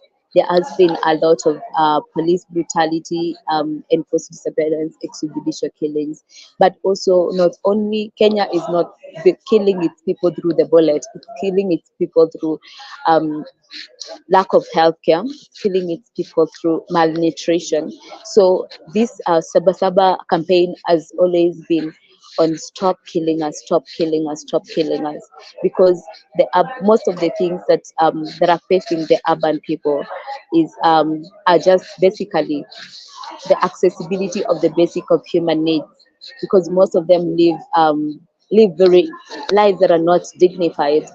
I come from a place called Kayole, one of the informal settlements, and one of the things that we struggle with is police abuse of power and just the accessibility of water. We access water hours in a week, so those are some of the things that the poor, that the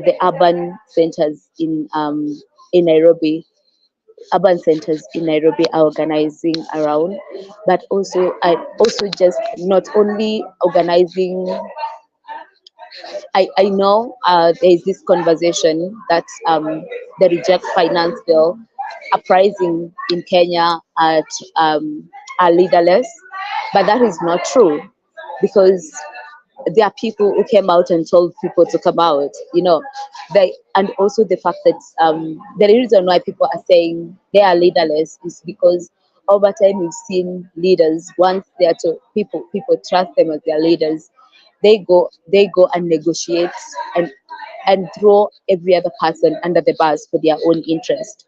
So the reason why people have come out to say they are leaderless is because they don't want to be compromised. They don't want people to be bought. They don't want to put other people at risk. It's also to protect the people who have been giving direction, the people who have been offering direction in this in the ongoing uprisings.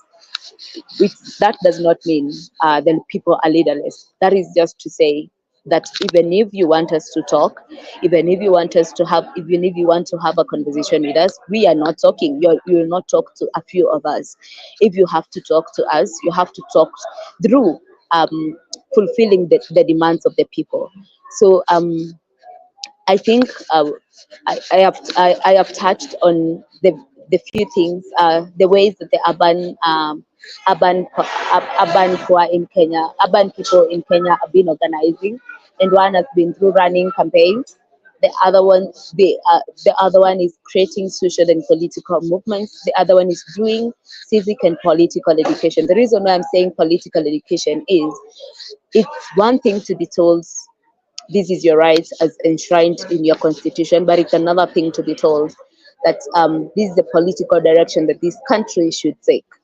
And one of the things that we also do in political education is to break down every other corruption case, the money that has been stolen. If it's 2 billion, what would have that 2 billion done for the people? It would have provided healthcare to this amount of people. It would have provided sanitary towels to this amount of people. Because now even the government, while in Kenya we still have menstrual poverty, government wants in this finance bill that the people are rejecting, government was adding taxes on sanitary towels. Was in Kenya right now there are no vaccines for children, and the government still has money to allocate to renewal of state houses. So this issue was not only about also just to clear that it was not totally on reject finance bill. It was to reject every other bad thing that is happening in Kenya, and the fact that the leaders do not care about the people's interest, they put their interests first, and the fact that our president is ready to auction Kenya for his own interest, even from what we've seen him do. So it has been a culmination of other organizations, of other activities and events that have culminated to these massive uprisings that we continue to see in during this conversation on reject finance bill.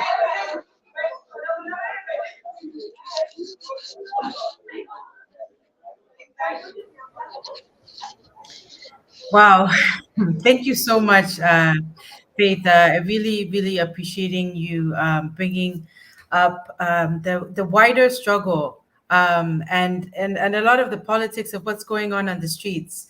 So you spoke about the Inja Revolution. You spoke about the human necessities that are not being met, and it really touched me when you talked about like how Kenya is not killing people necessarily through bullets, although they're actually killing people with bullets as well, but also killing them through hunger, through lack of medications. Shocking to hear about how there are no vaccinations for children, but money for, building state houses, money for the wives of politicians and the political class. And this is really for me as someone who, as a Nigerian also, and also going back to some of our previous Pan-Africanist schools, I see so many resonances, and hopefully we'll have time to discuss that later with what happened with NSARS and what is happening in Kenya right now.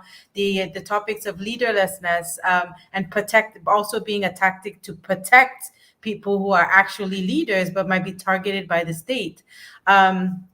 And also seeing the wider struggle, having one particular hashtag or name, but actually that hashtag or name being emblematic of a much being indicative of a much wider struggle for many other different things. So thank you so much, Faith, and hopefully there'll be questions that will come back to you during the question period.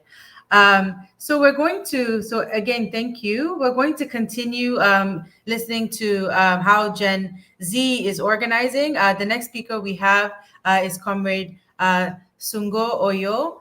Sorry, I please pronounce your name correctly when you come on.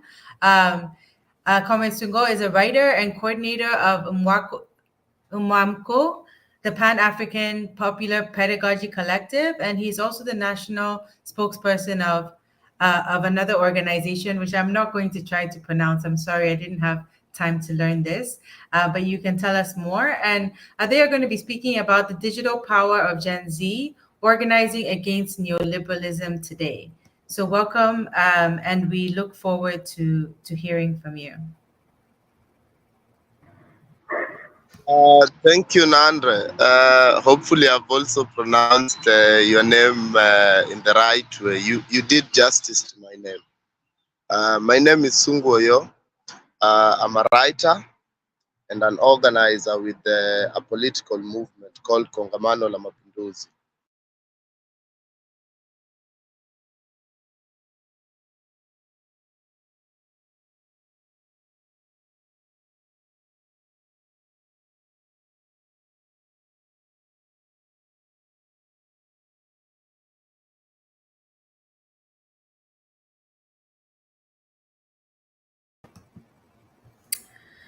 So it seems as if we have lost sound from you. Hello? Hello? Okay. Can Okay, you hear great. me? Yeah. Yes, we can hear you now. We can hear you now. Uh, Thank you. oh, sorry about that. I have poor network, which is why my video is off. But I was just saying that the protests need to be looked at in totality. The protests generally arise out of tough economic conditions that our people and our communities are experiencing. The protests do not arise out of a vacuum. The protests are actually a manifestation of what is happening in society and the suffering that people in society are undergoing. But what is Kenya itself? Kenya is a neo-colonial state.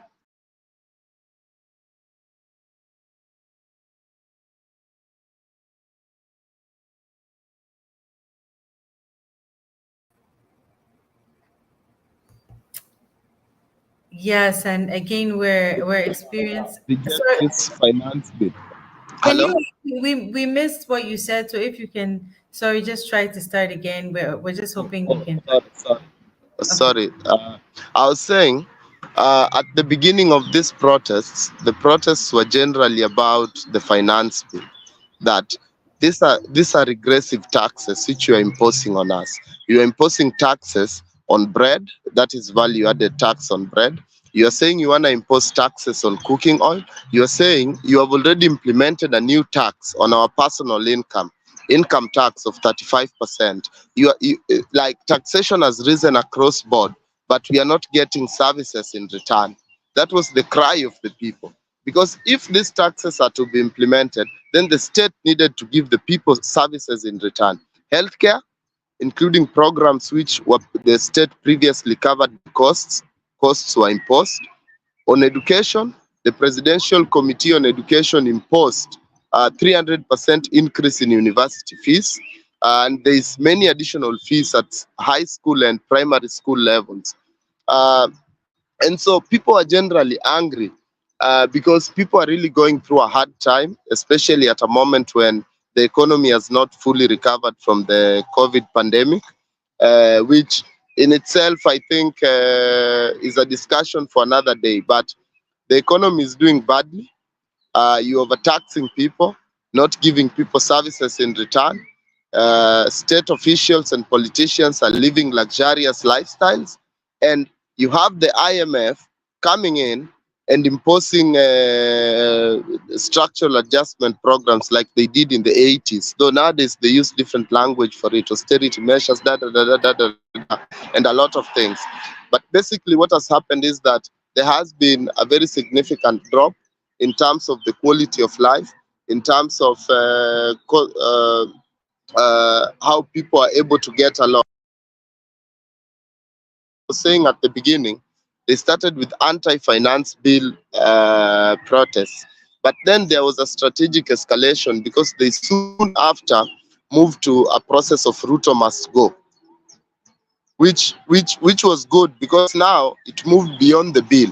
But Ruto in itself is also a representation of a system. And at this point, I think that the most important thing for the protests and the movements and the people in their forward,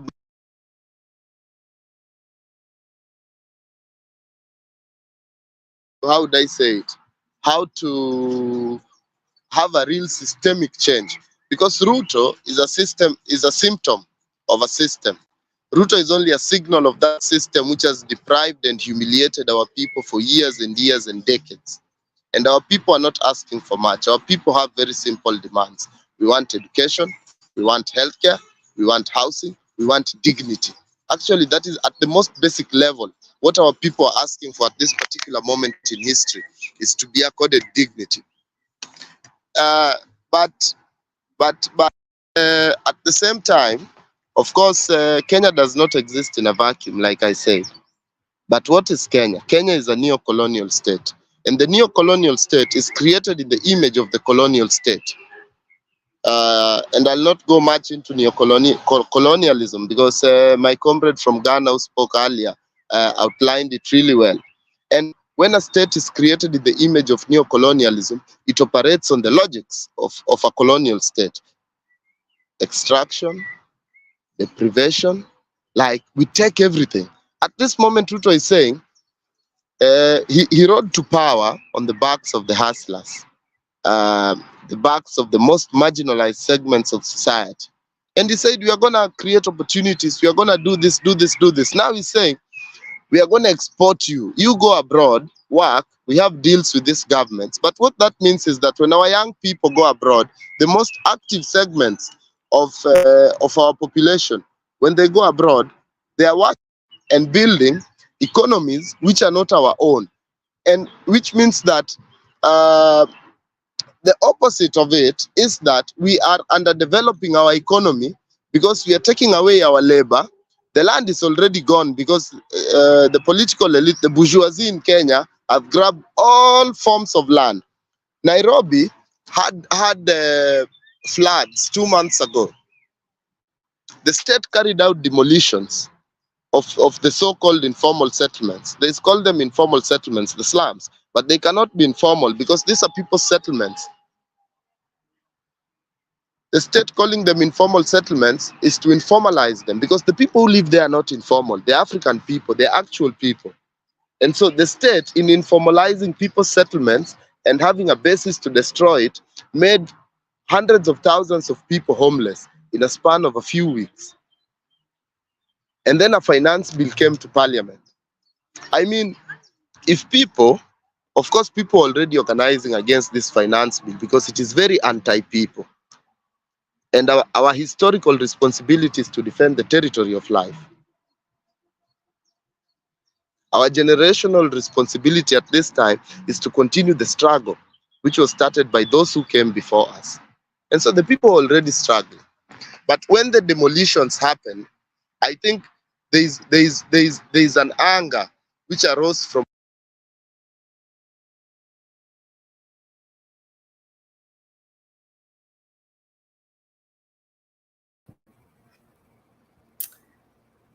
Yes, for us. Hello? Sorry, we just lost you for a second. You're back.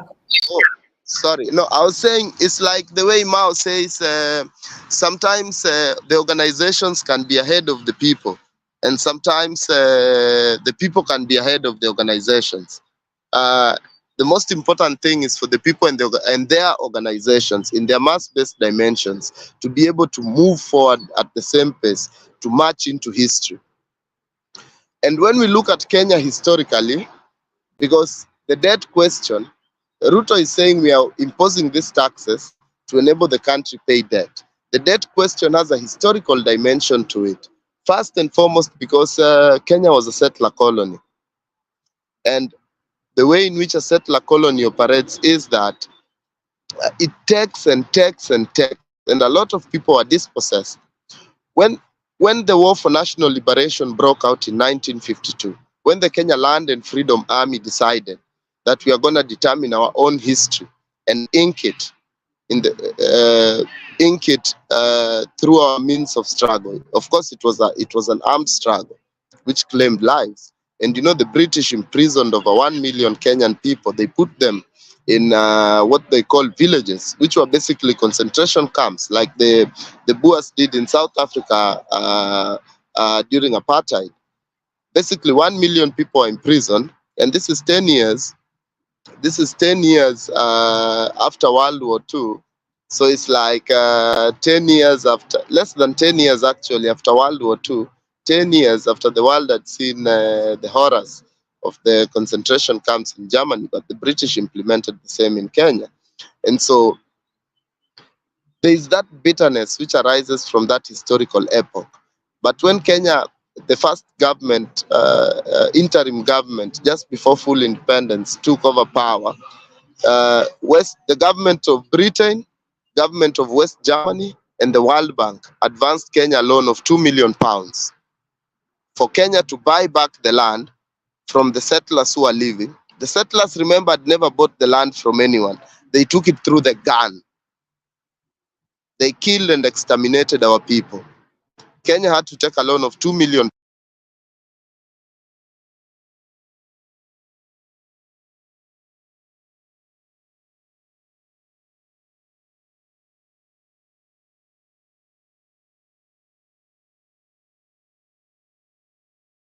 We are experiencing more tech.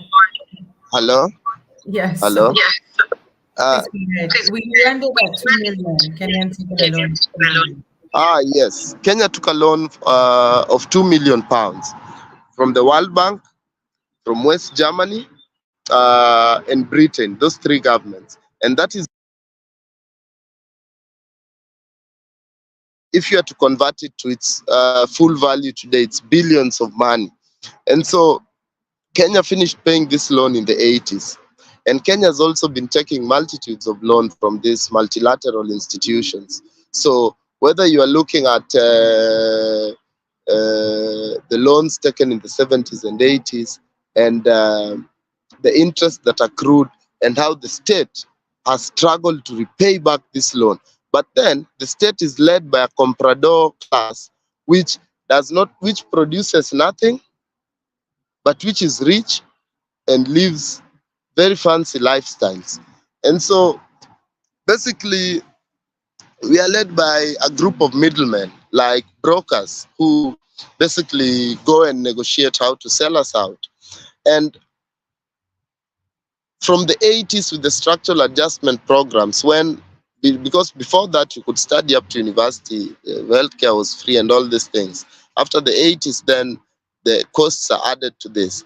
But then what happened last year, 2023, and at the end of 2022 and beginning of 2023, is that based on one of the loans that Kenya had taken in August of 2022, the conditionalities of that loan, the structural conditionalities, if you study them, it has three main points.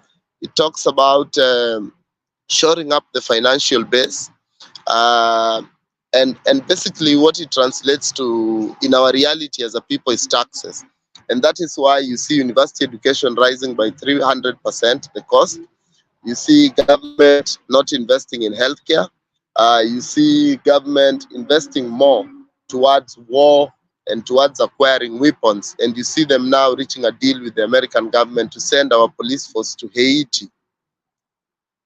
While within Kenya itself, things are boiling. And the people are so angry, and that is why the people decide to march and to protest. And the government says, we will not listen to you. This bill must pass. And when the people storm parliament, the government says, now we are ready to listen to you. And of course, the government gives a few concessions. But these concessions are so little that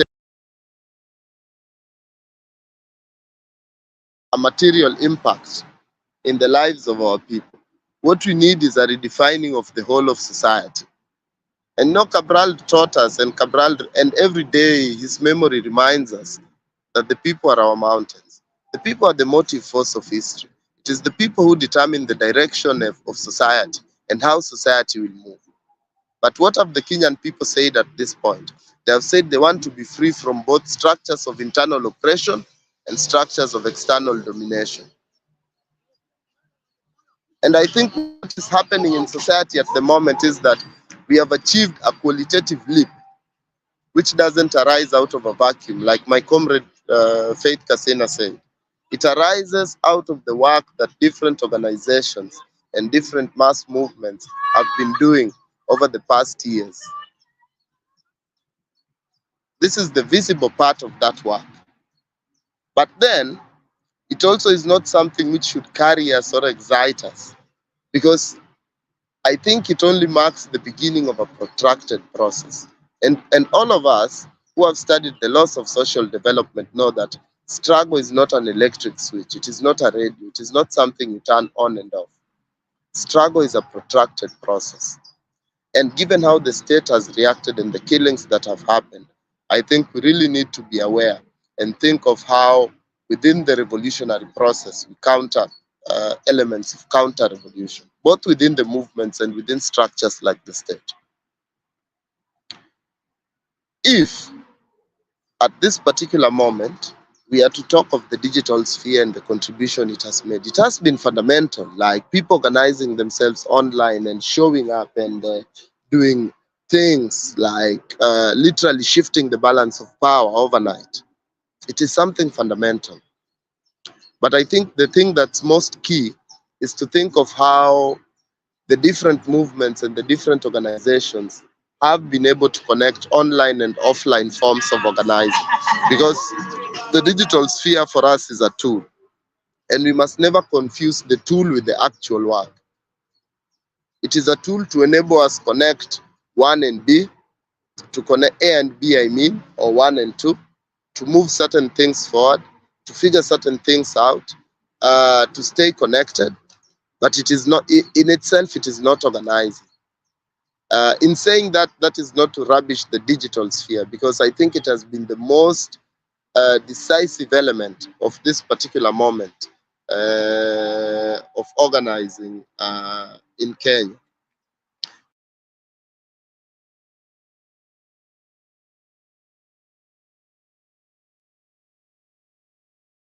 Because we are not slaves, we are not anyone's slave. Hello, yeah, we're losing you Hello? again. You can also Oh, sorry. I think it's my network. But I was saying, when Ruto now talks about exporting labor, we have to see that the people have said that we are not slaves, we are not anyone's slave. I mean, those who came before us engaged in a struggle for national liberation, so we wouldn't go through what they have done. And for a lot of our young people, they think it's better to stay in the country and do what they can do, like create something for themselves. And our people are not asking for anything. Our people are not asking for a holiday to the Bahamas. Our people are asking for healthcare. Our people are asking for right to food. At the same time, because of the connection between the IMF and the multinational corporations, especially in the food sector, the Ruto government says, now you can't keep seeds, you can't exchange seeds. Giving seeds to your neighbor is a crime. How will they then grow food? They're saying you have to come to our stores and buy food. I mean, we have to look at this thing at the most basic level, at the level of dignity. And we have to be clear, like the Pan-Africanists who came before us were. In the 1945 Congress in Manchester, Nkrumah was there, Kenyatta was there. We'll talk about Kenyatta another day, but Kenyatta was there. George Padma was there. All these Pan-African figures were there. And they were very clear about 3 questions. Who are our friends? The masses of our people. Who are our enemies? Colonial empire and the structures that support it. What must be done? We must create mass-based parties as the dimensions of our organizing. And so today, in our organizing, and in the moments we find ourselves, I think the key questions to ask again, and of course which are very clear, but which we must always remind ourselves of, is who are our friends? Of course, it's still the masses of our people. Who are our enemies? Our enemies are structures of exploitation, structures of exclusion, the structures and institutions and people who every day humiliate our people, condemn them to poverty, condemn them to death, and all these things. What must be done? That is the fundamental question. We must organize, and the only effective form of organizing in this day and age is organizing the people in their mass-based dimensions. Because, like I said, the people are the motive force of history. Yes. The The people are the determinants of history, and so we have to organize across all spheres. And I think what's happening in Kenya shouldn't also be viewed in isolation. As I finish, sorry for speaking for so long. As I finish, it mustn't be viewed in isolation. I think across the continent there has been a wave uh, uh, over a number of years, and maybe at this moment it's just arriving in the East. We saw the feast must fall in Southern Africa. We've seen what's happening in Western Africa with Burkina and all these countries. We saw in North Africa over a decade ago. And I think something is just starting in the East. But it must be viewed within the whole African context. Yeah. It must be viewed in terms of what it means at this particular moment in history. It must be viewed as a struggle for dignity. It must be viewed as a continuation of the unfinished African liberation struggle. The struggle that Nyerere and other contemporaries of theirs started has never ended. And we all know that. And so for me, this is just one phase of that overall struggle. And the key question for me is, how do we move from this moment towards a movement which then becomes of historical significance because of the gains it is able to achieve, to enable our people to achieve. Many thanks, and sorry I have to run. I might not be able to stay around for long. I'm attending to something here, but I think these conversations are really important, and we are at a decisive moment, but we need to really be clear. We have to be clear and to figure out how we want to march into history, comrades. We have a lot of questions to answer. Thank you.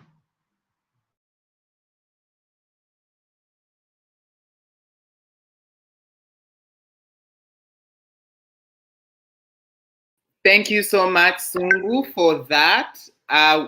We're going to run because we're running out of time. And we're going to go back to the international sphere now. We're going to briefly hear about what is at stake for the US. We've already learned from previous speakers that not only was the United States ambassador to Kenya heavily interested in the passing of the finance bill, but Congress people, congressmen and women from the United States were present in the Kenyan parliament while that bill was passing. What is it that the US wants with Kenya, in particular with this bill?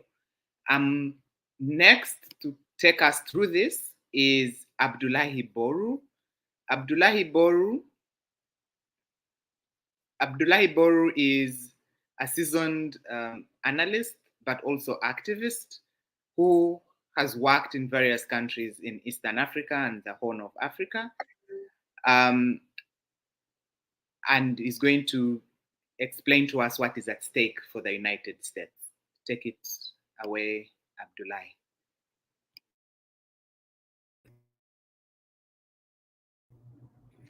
No, thank you so much. I hope I am clear. First of all, I think it is an absolute pleasure to be with wonderful crowd like this.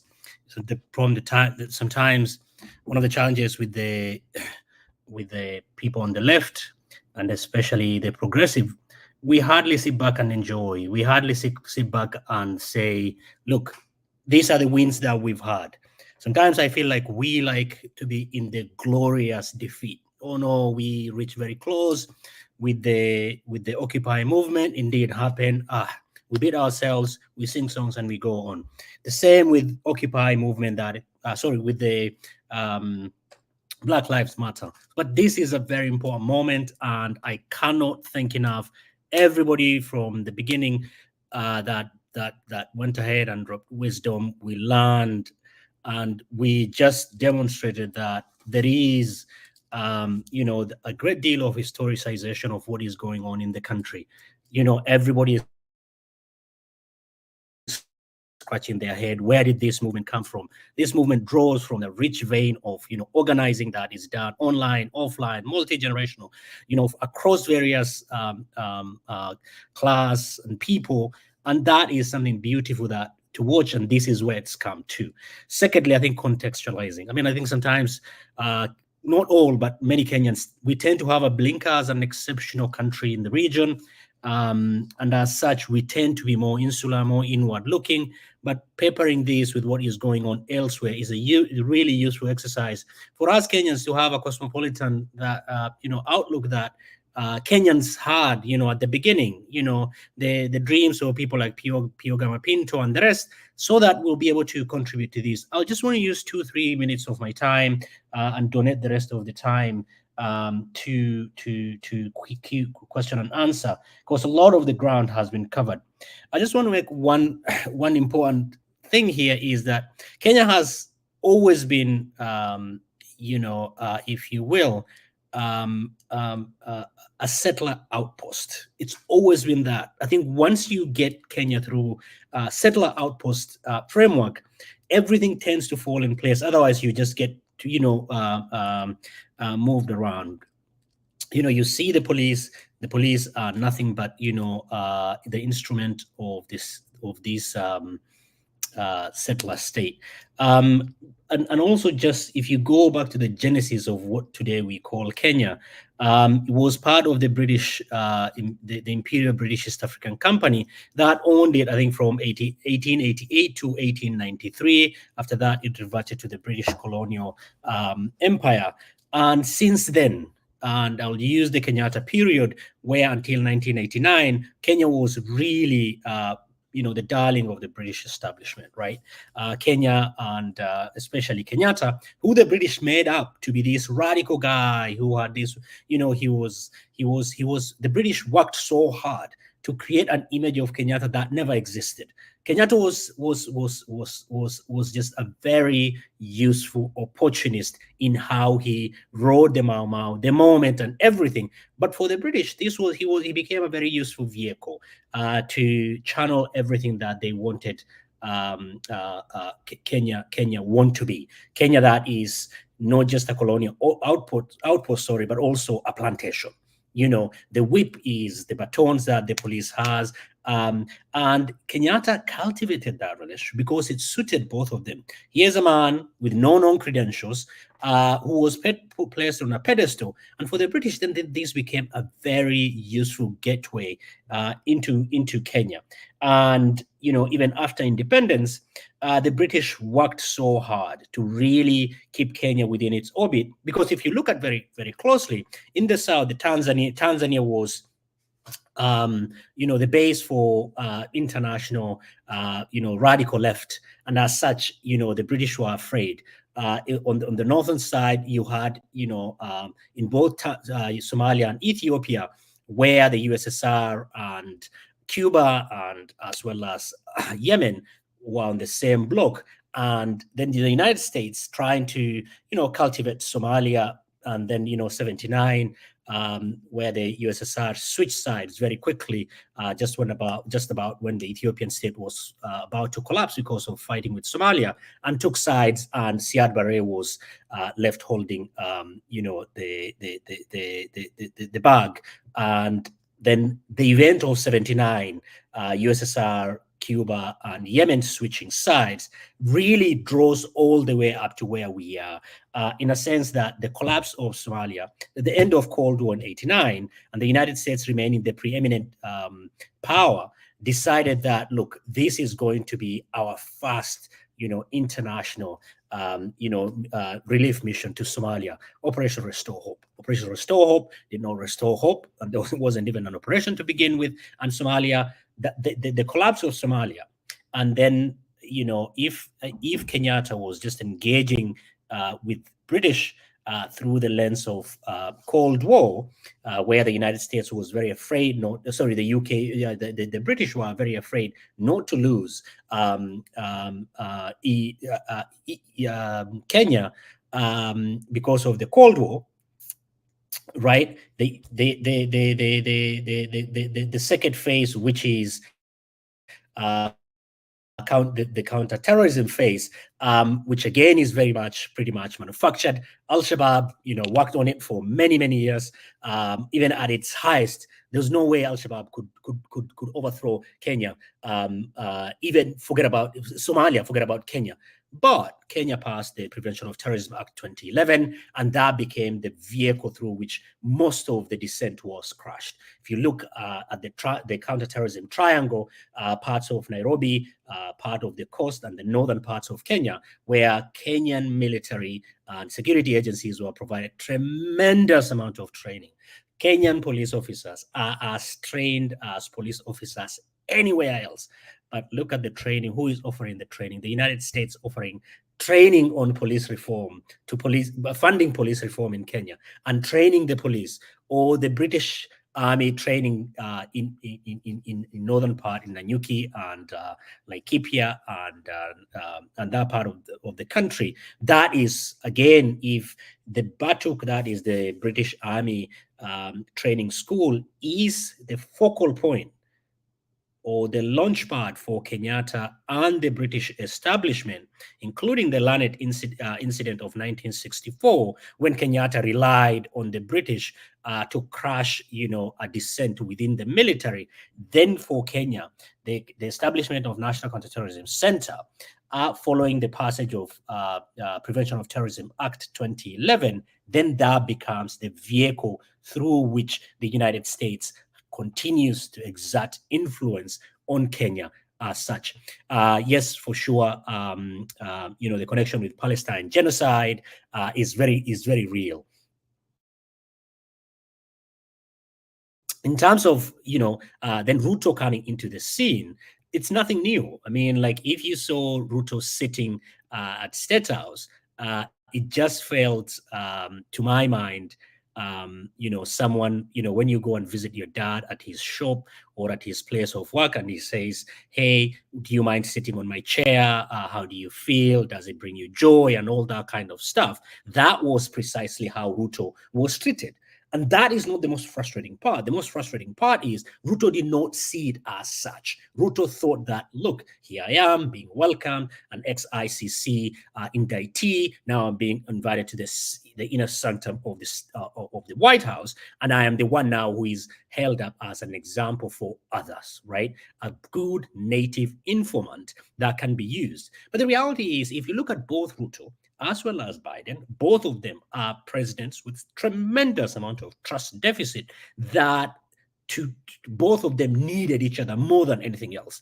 Because if you look, Biden coming into power, he said he will prioritize Africa, because the soundtrack of the United States and Western countries' engagement of the African continent is precisely anti-Chinese and increasingly anti-Russian rhetoric, especially with the emergence of the Wagner Group, as well as the war in Ukraine. As such, they both fit like a hand and a glove, because they were desperate, because the Africa strategy that Biden and his team developed reads like a pamphlet that was developed at a retreat to absolutely mean nothing. Biden hasn't done anything towards it. He hasn't visited the continent. The only time high-level American officials visit African continent is when they want the votes regarding Ukraine. Sudan, one of the largest displacement in the world. It will have a distinct, dubious distinction of being a country where you have both potential genocide and potential famine going on at the same time. The best that the United States could do, right? They care about Africa. They have the African strategy. Was the Linda Thomas Greenfield, the U.S. ambassador to the United Nations, going to the border in Adre in Chad to show solidarity. That was also a photo op right about when the UN General Assembly was going to take place last year in September. So as such, they needed each other. Ruto and Biden needed each other, and that had to happen. Slightly aligned with that is the sending of Kenya's troops Kenya's police, 1,000 police officers to Haiti. But nature has got an incredible sense of humor if you keenly follow it. On the eve of Kenyan police officers like that I've mentioned, that has got a rich history of egregious human rights violation. Police that we've spent so much money and so much time thinking about it being reformed. The Kenyan police is irredeemable. You cannot reform the Kenya police. But a lot of money, a lot of time, a lot of people's energy is spent on trying to reform these police. It can be reformed. You're trying to put lipstick on a pig, and on the eve of when the police were being deployed into Haiti, it's also the same time the riots and the protests in Kenya blew up. And so for Ruto, this comes not just as a serious problem domestically, but also internationally. He doesn't know how to deal with. There's a guy who came through Kanu, like my sister at the beginning, historicized the emergence of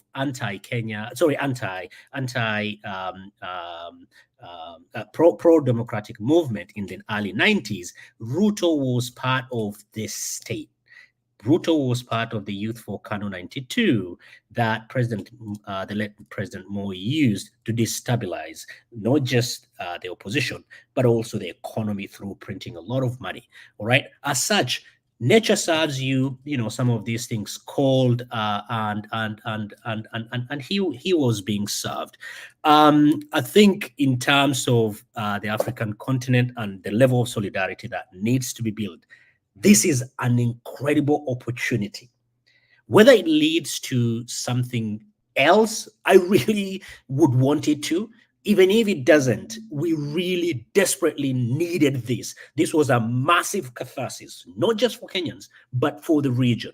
Look at the region where, countries like even Tanzania, somebody was just the other day jailed because they burnt the president photos.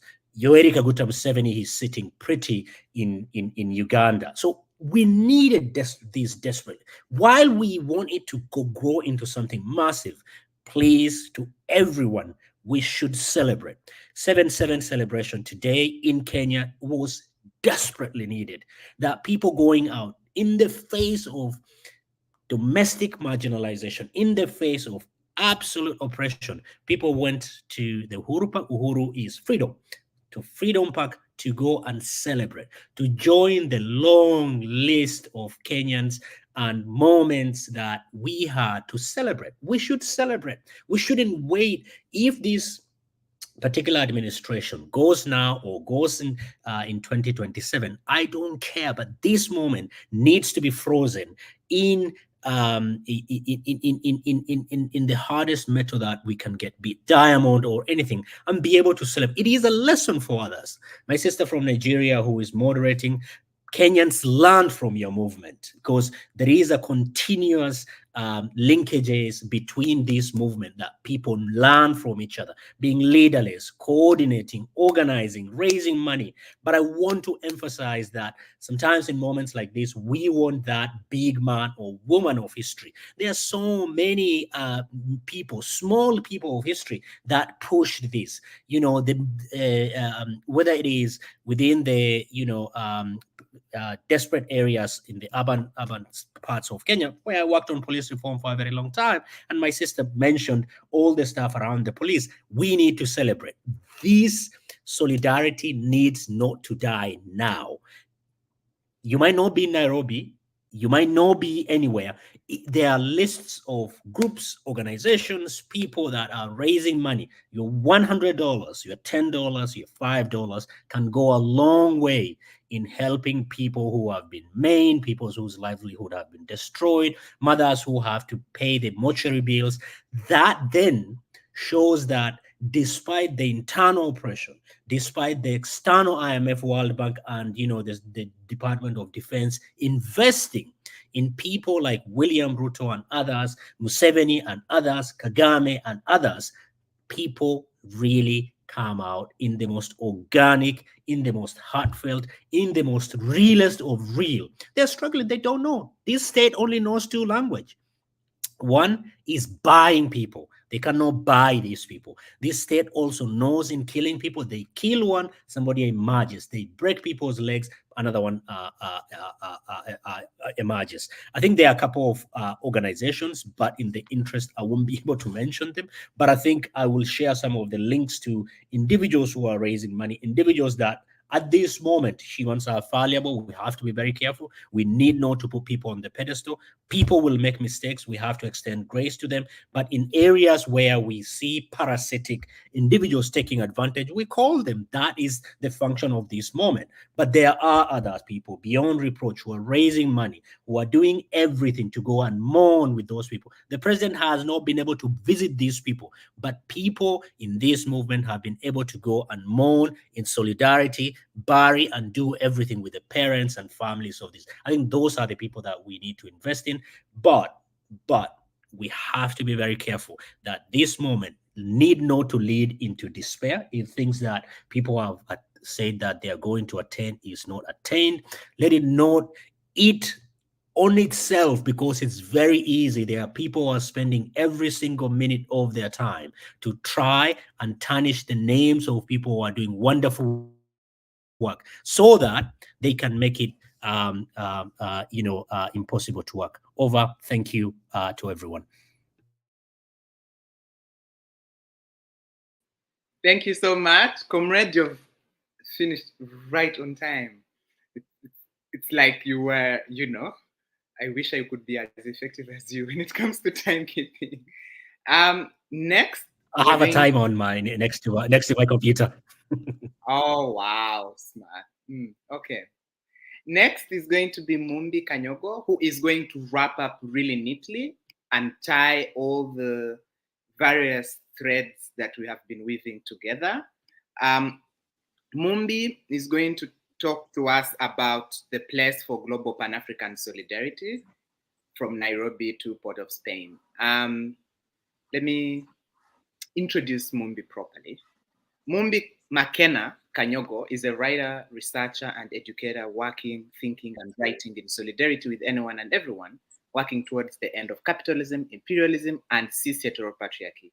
Her work has featured in The Republic and Open Democracy, amongst other places. She holds dear the experience of learning to see familiar things through newly encountered lenses, perspectives, and realities. This bio is very modest, but it's not going to be my place to say more things. So tell us how this Reject Finance Bill 2024 is relevant to other Pan-African situations happening, but also how we as non-Kenyan Africans can stand in solidarity with what is happening. Okay, thank you so much, SJ. I'm going to try to be quick. I had written something out, but I'm going to shorten it. So essentially, I wrote this just in reference to what I've been seeing a lot of, and it's kind of what Kari was referring to, this exceptionalism around Kenya, which I think, and I'm going to argue, is really rooted in a desire to sort of sever Kenya's links to a history of global Pan-Africanism.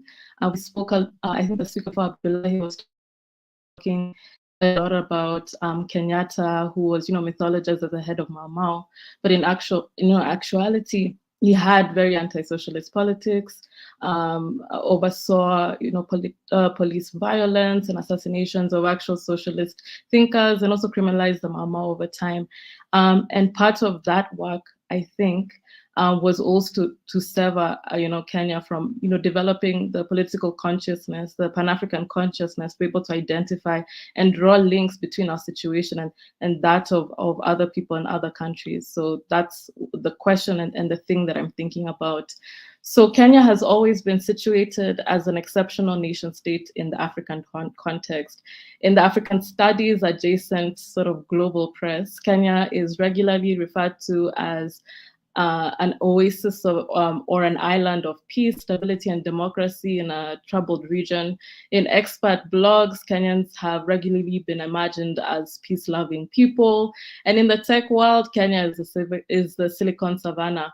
But even now, as Kenyans fight against the neocolonial class that has banded up with the US and the IMF and the Euro-American bondholders, the global press has still insisted that Kenyans are fighting against excessive tax.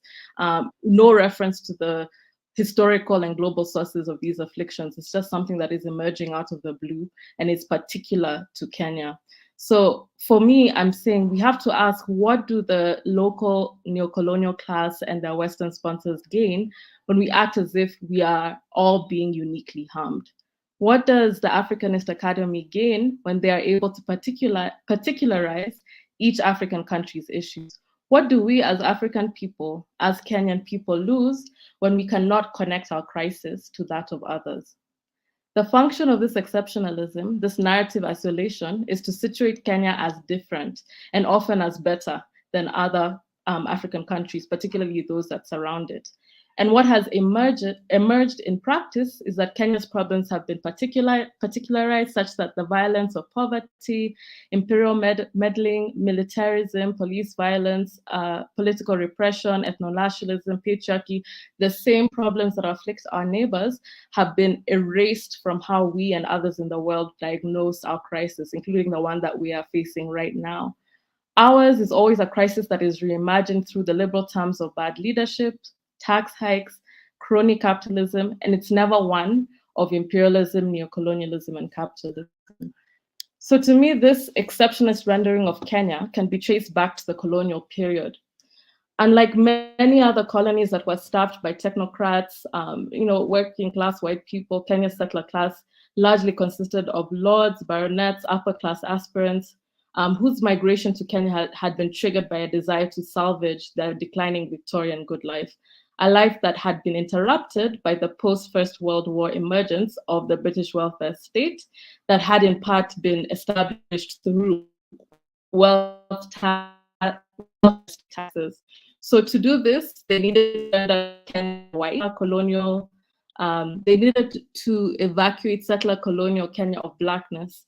In the settler colonial context, blackness was imagined as violence, contagion, lack of control, laziness, and ignorance. But by the time the emergency period in the 1950s had rolled around, a time that was marked by militant trade unionism and the Mau Mau Uprising, blackness became synonymous with rebellion, resistance, militancy, and Mau Mau oaths of solidarity. So in a way, blackness becomes anti-coloniality. And as we know, anti-coloniality, anti-imperialism were also the basis for Pan-African solidarity, such that having been influenced by Piogama Pinto, a Kenyan social trade unionist, and having witnessed the power of anti-colonial consciousness and armed struggle during the struggle of the Mau Mau, Malcolm X, in a 1964 speech in Harlem, could say, in fact, that's what we need in Mississippi. In Mississippi, we need a Mau Mau. In Alabama, we need a Mau Mau. In Georgia, we need a Mau Mau. Right here in Harlem, in New York City, we need a Mau Mau. The function of the drive to sever Kenya from blackness and at the same time exceptionalize and isolate Kenya has always been to prevent a Pan-African consciousness and solidarity emerging.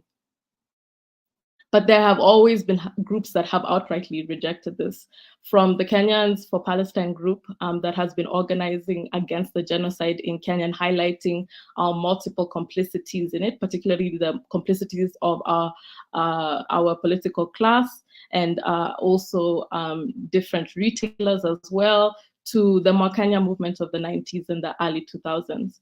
So even as we work to reject Ruto, reject the finance bill, and reject our political class, we must also remember that this is a fight to reject neocolonialism and imperialism, and a fight to reject forms of analysis that center the nation state as the only unit of analysis. This is an argument the Egyptian socialist scholar Samia Amin had, and in turn exceptionalize African states, including Kenya.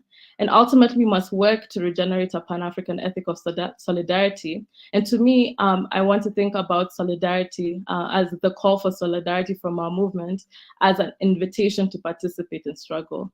As in, if we deal a blow against the global financial system that forces Africans to prioritize debt repayment over people, will you, sitting in Uganda, sitting in Nigeria, sitting in Ghana, will you deal a blow against American foreign policy officials in Washington, D.C., who give the IMF its mandate? So the question is, how will we each deal our blow?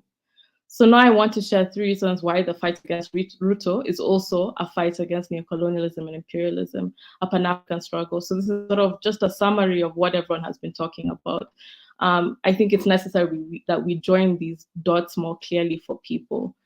So the fight against Ruto and Kenya's political class is also a fight against the use of debt to undermine African sovereignty. So as we know, 7 out of 10 tax Kenyan shillings goes towards paying Kenya's debt, and it doesn't go towards healthcare, education, or infrastructure.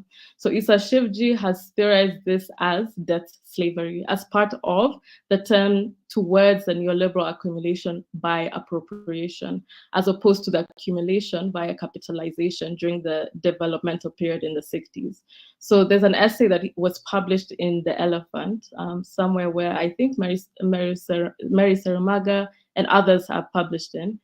So it's called Pan-Africanism and the Unfinished Task of Liberation and Social Emancipation. And he writes, programs and policies undertaken in the nationalist period, whether under the ideology of modernization or socialism, were meant to bolster the tendency for accumulation by capitalization, aka industrialization. But under the hegemony of imperialism, accumulation by appropriation continues to assert and reassert itself, using local state or private merchant capital as the intermediary and trade, aid, and debt as the means. So as Western countries receive loans at low interest rates with little pushback to pay them back, African countries are forced to pay back at the expense of development and even the ability to survive. So we must demand a lawful debt audit. We know that Ruto recently announced that he'd be creating a task force in order to initiate a debt audit, but we know that task force has no kind of teeth. And Africans everywhere must also demand debt cancellation and accountability for bondholders in various Euro-American countries to ensure that there's fair debt restructuring. So I'm really inspired by the work of Nawi Collective and also the African Sovereign Debt Justice Network. Secondly, the fight against Ruto and Kenya's political class is also a fight against the use of multilateral financial institutions to implement American foreign policy. So upon providing a refinancing loan to help Kenya pay back the Eurobonds it took for development purposes, I mean, some of it was stolen, but the purpose was development, the IMF has instituted conditionalities that promise to ideologically repress universities by further defunding the arts and humanities, further privatizing parastatals that provide Kenyans with goods below market price, a demand for an increase in taxes from VAT to income taxes, complete removal of fuel subsidies. At the same time in Zambia, as the IMF, sorry, that was my timer, as the IMF paid its first tranche of refinancing loans in the late 2022, the IMF also required Zambia to eliminate its fuel and electricity subsidy VAT, something that was also happened in Kenya. So as Grieve Chalwe has argued, from Zambia to Kenya, the IMF is restructuring economies in ways that don't eliminate structural dependency on the West and ultimately short-circuit the methods we could use to ensure our economic in the long run. So we must demand that our government stop seeking out medium-term loans from the IMF, but more broadly and more long-term, we must also demand that our government seek out loans from other multinational institutions such as the BRICS New Development Bank, which is upcoming, in order to eliminate our dependencies and move us to a stage where we are solving debt in a way that still allows us to industrialize. And lastly, very quickly, the fight against Ruto and Kenya's political class is also a fight against imperial occupation. As Professor Jemima Pia has argued, Haiti has and continues to be the main laboratory for US imperial machinations in the region and throughout the world. The current partnership between Kenya, the US, and the United Nations to occupy Haiti under the auspices of peacekeeping against Haitian gangs is ultimately a scheme to rebrand US imperialism, using black faces in high places. Kenya is participating in a rearticulation of US imperialism that seeks to further normalize and whitewash over 20 years of the suspension of the Haitian constitution. Haitians have been resisting Ruto and the US. Even before our Reject Finance bill protest, Haitians were staging protests against Ruto and the Kenyan police, both in Haiti and in the US. their protest to me served as an important invitation, if we're thinking about a timeline, for Kenyans to also resist Ruto and his appropriation of Pan-African aesthetics without any Pan-African intent. We have to build solidarity with Haiti around the world, because as we know, as Jemima Pierre has argued, in this use of Kenya in order to achieve US foreign policy goals, and is a model that's going to continue to be used. It's something that we need to note and think about how to resist. So we have to build solidarity with Haiti, both in Kenya and other African countries. And we must do this through political education, breaking down this anti-Black analysis that Haiti, the problems in Haiti are produced by gangs and not US, UN, Canadian imperial meddling, and also protest Ruto wherever he's gone. Haitians have provided us a really important invitation. So I'll stop there and hand over to Basiji.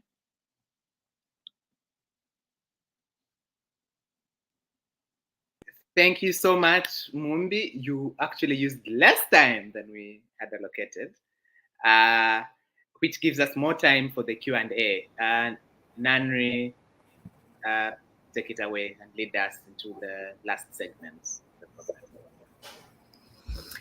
Yes, thank you so much, and thank you, Mumbi. I think it was a very good conclusion of this tremendously this tremendous conversation that has created so much knowledge and richness.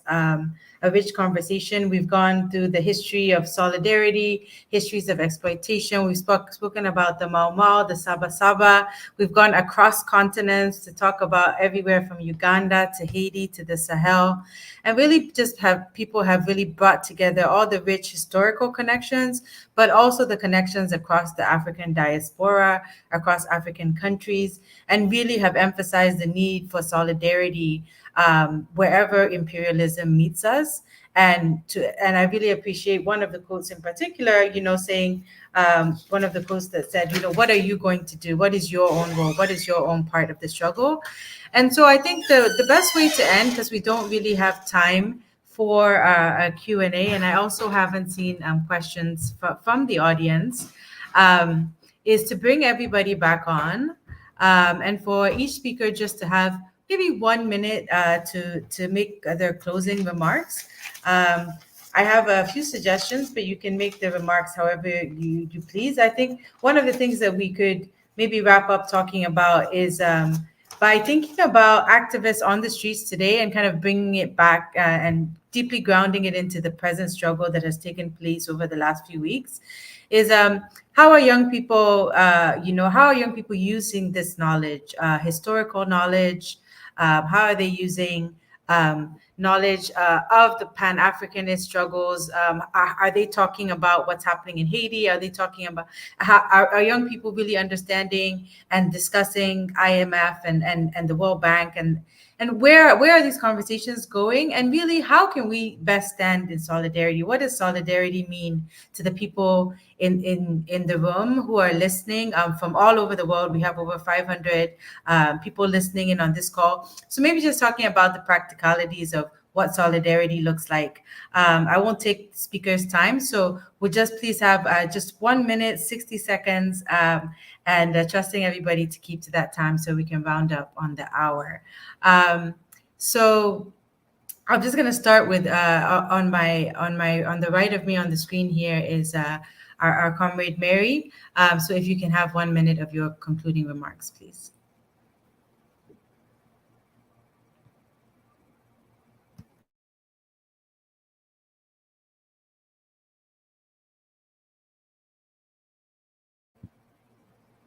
Okay, you're on mute. I just want to say how much I appreciated the last presentation. I found I learned a lot from it. I hadn't understood Kenya in the way she presented it today. But the thing in my mind is, where do we go from here? And you put it in this way. You said, what does it mean to stand in solidarity? Because I've been on a similar thing about Palestine, and this thing that is very educational and cathartic even, but we tend to sort of end there. We tend to come away without a way forward charted. We know what we have, different ideas that we can put together, but we don't actually put them together and say, okay, so what we're going to do is do this first, second, and third in order to further solidarity. So I was just wondering whether it was going to be different today. Okay. Thank you so much, Comrade Mary. Caroline?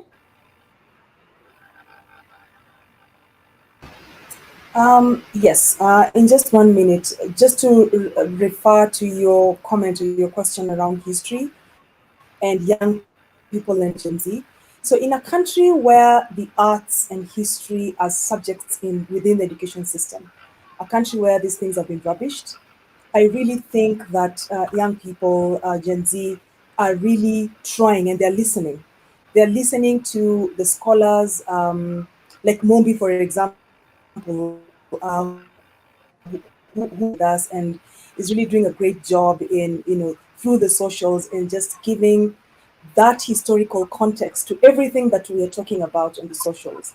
And I think young people are listening, young people are being receptive, especially when they find out some things that they didn't know and they should have known, because the education system it has been structured in such a way that these things are not talked about. So are young people listening? Yes, they are. And they're taking these conversations to a place like TikTok, for example, where, they're very robust. There are robust, sorry, there are robust conversations going on there, discussions, a lot of education that is happening now. So are young people listening? Yes, I would say they are. The facilitation is not offered and is actually stifled. Yeah, I would say that. Thank you. Thank you, Caroline. Abdullahi?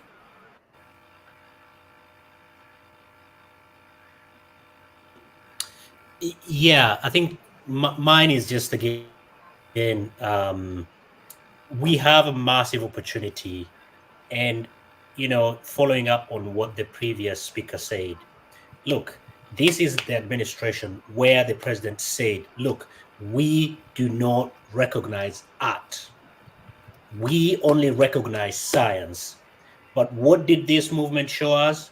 Kenyans have got an incredible amount of humor, love, music, art has been the engine of this protest. So I think when we tell our kids, when we tell ourselves that, oh no, we all want to be scientists and engineers and I've got nothing against them and God bless their souls, the art is again the theater, the music. Like Kenyans love to make fun of even situations that are unbearably difficult. You see people, the sort of music and tracks that were dropped during this moment. I think there's a friend of mine who is a historian who's putting all these and archiving them. It just shows us that again, we might be gaslit into thinking that science is the way. We all need to become slaves of Mark Zuckerberg and his cronies. No, we don't have to. We don't need to. We can be farmers and play music and songs and enjoy ourselves, and let not anybody deny that from us. It doesn't matter. It doesn't matter where people in the academy, the African studies, whatever, in whatever universities that are largely led by, will tell us. But Kenyans, again, in a very organic style, in a very art-driven, combining generation, historicizing, contextualizing, and having fun while at it, I think it's something that it needs to be enjoyed, needs to be celebrated, and and then breaking these nonsense blinkers that Kenyans wear, exceptionalize the Kool-Aid that we drink. We are not. Kenya is just another ghetto. let's get used to it. It's just another, colonial settler outpost. We need to embrace that and move with the time. Over. Thank you, Comrade Atulai.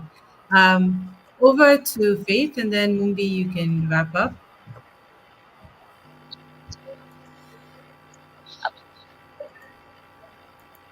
Faith, please go ahead. Yes, thank you. I think, what does solidarity look like for us? One, solidarity looks like exposing who Ruto is. He's a US puppet, and that needs to be out there. That his voice, even when supporting Israel, is not the support from Kenyans. When he's sending police to Haiti, is not the Kenyans who are doing that. That is Ruto, because he's working for the US. He's just a puppet. Also, I think people showing the world what is happening in Kenya, how Ruto is abducting people in broad daylight, how he's arresting innocent people and killing them like chicken on the streets. That needs to be out there, and the demands of the people and what the people are asking, because most there's this picture that Ruto has been painted outside there, like as if he's a Pan-Africanist and all that, and that needs to be seen that Ruto is not a Pan-Africanist. Ruto does not care about his people. He does not care about anyone. He only cares about what is being told by the people who put him in power, and that is what he's going to implement. I think that is what I would say solidarity looks like for us, just being out there telling the world, exposing Ruto, but also standing in solidarity with Kenyans and the voice of Kenyans. If they're supporting the Palestine people, that needs to be outside there, because that is the voice of Kenyans. Whatever Ruto is doing, he's doing it on his own, but he's doing it for his masters. His masters. So thank you so much, and thank you for having me in this space. I'm so happy to be in a space with all of you, and thank you so much for having this conversation. Okay.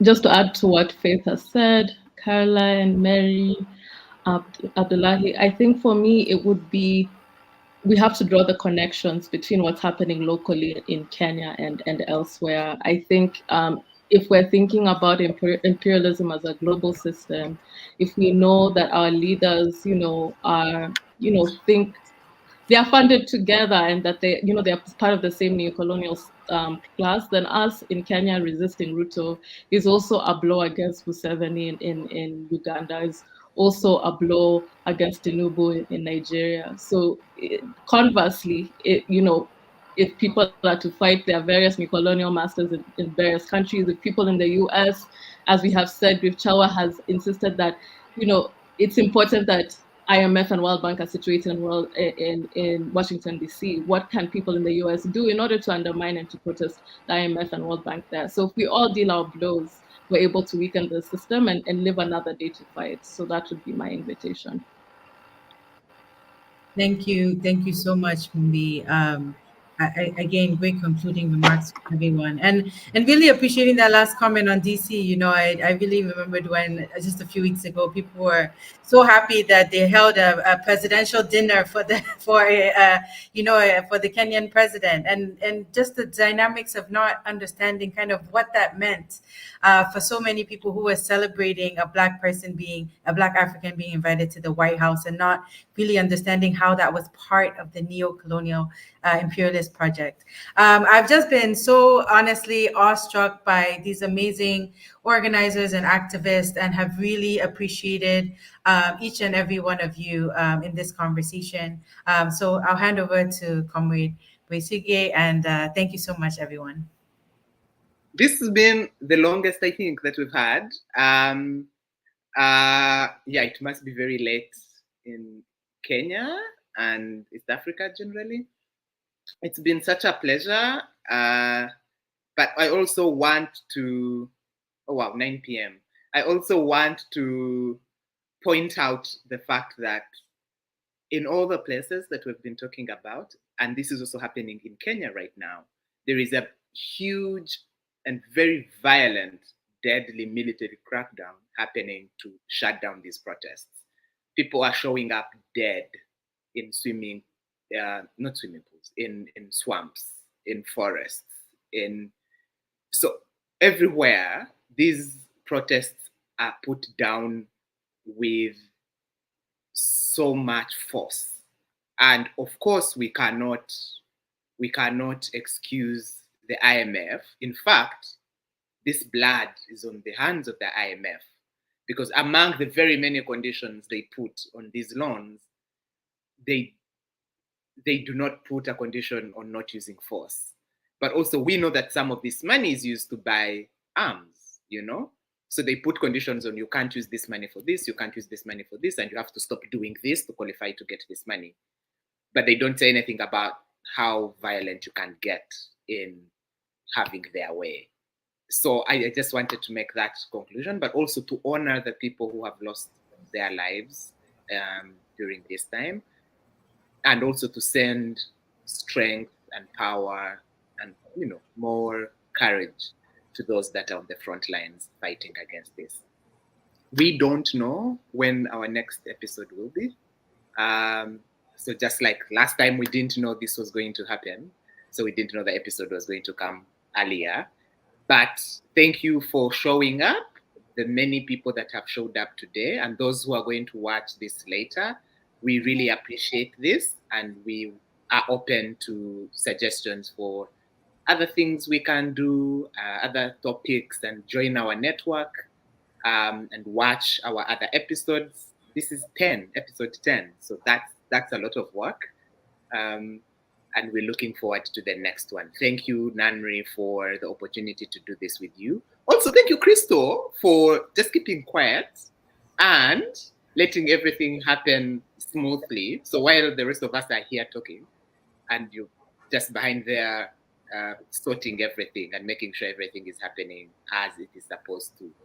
Thank you again. It's such a pleasure for co-hosting this. And thanks to everybody else. Thanks to all the speakers for sparing their Sundays to be here. And thanks to everybody for tuning in. It's been such a pleasure co-hosting these 3 episodes. Yeah, and just one last note, if you, because of, I really appreciate you ending with those points, Comrade Bray. And just so you know, we do look for ways to support organizers, but there is a lack of safety in terms of publishing a lot of these things. So if you are looking for more ways to support, you can reach out to any of the organizations that hosted this chat. And there are ways in which you can stand in solidarity. We're also going to post different social media on the different chats, on the different platforms, the BLM Philly and the Ubuntu Reading Group as well, so that you can follow some of these speakers and continue to learn about the struggles. So thank you again, and please continue to find ways to support activism and activists on the front lines as we try to do through this forum.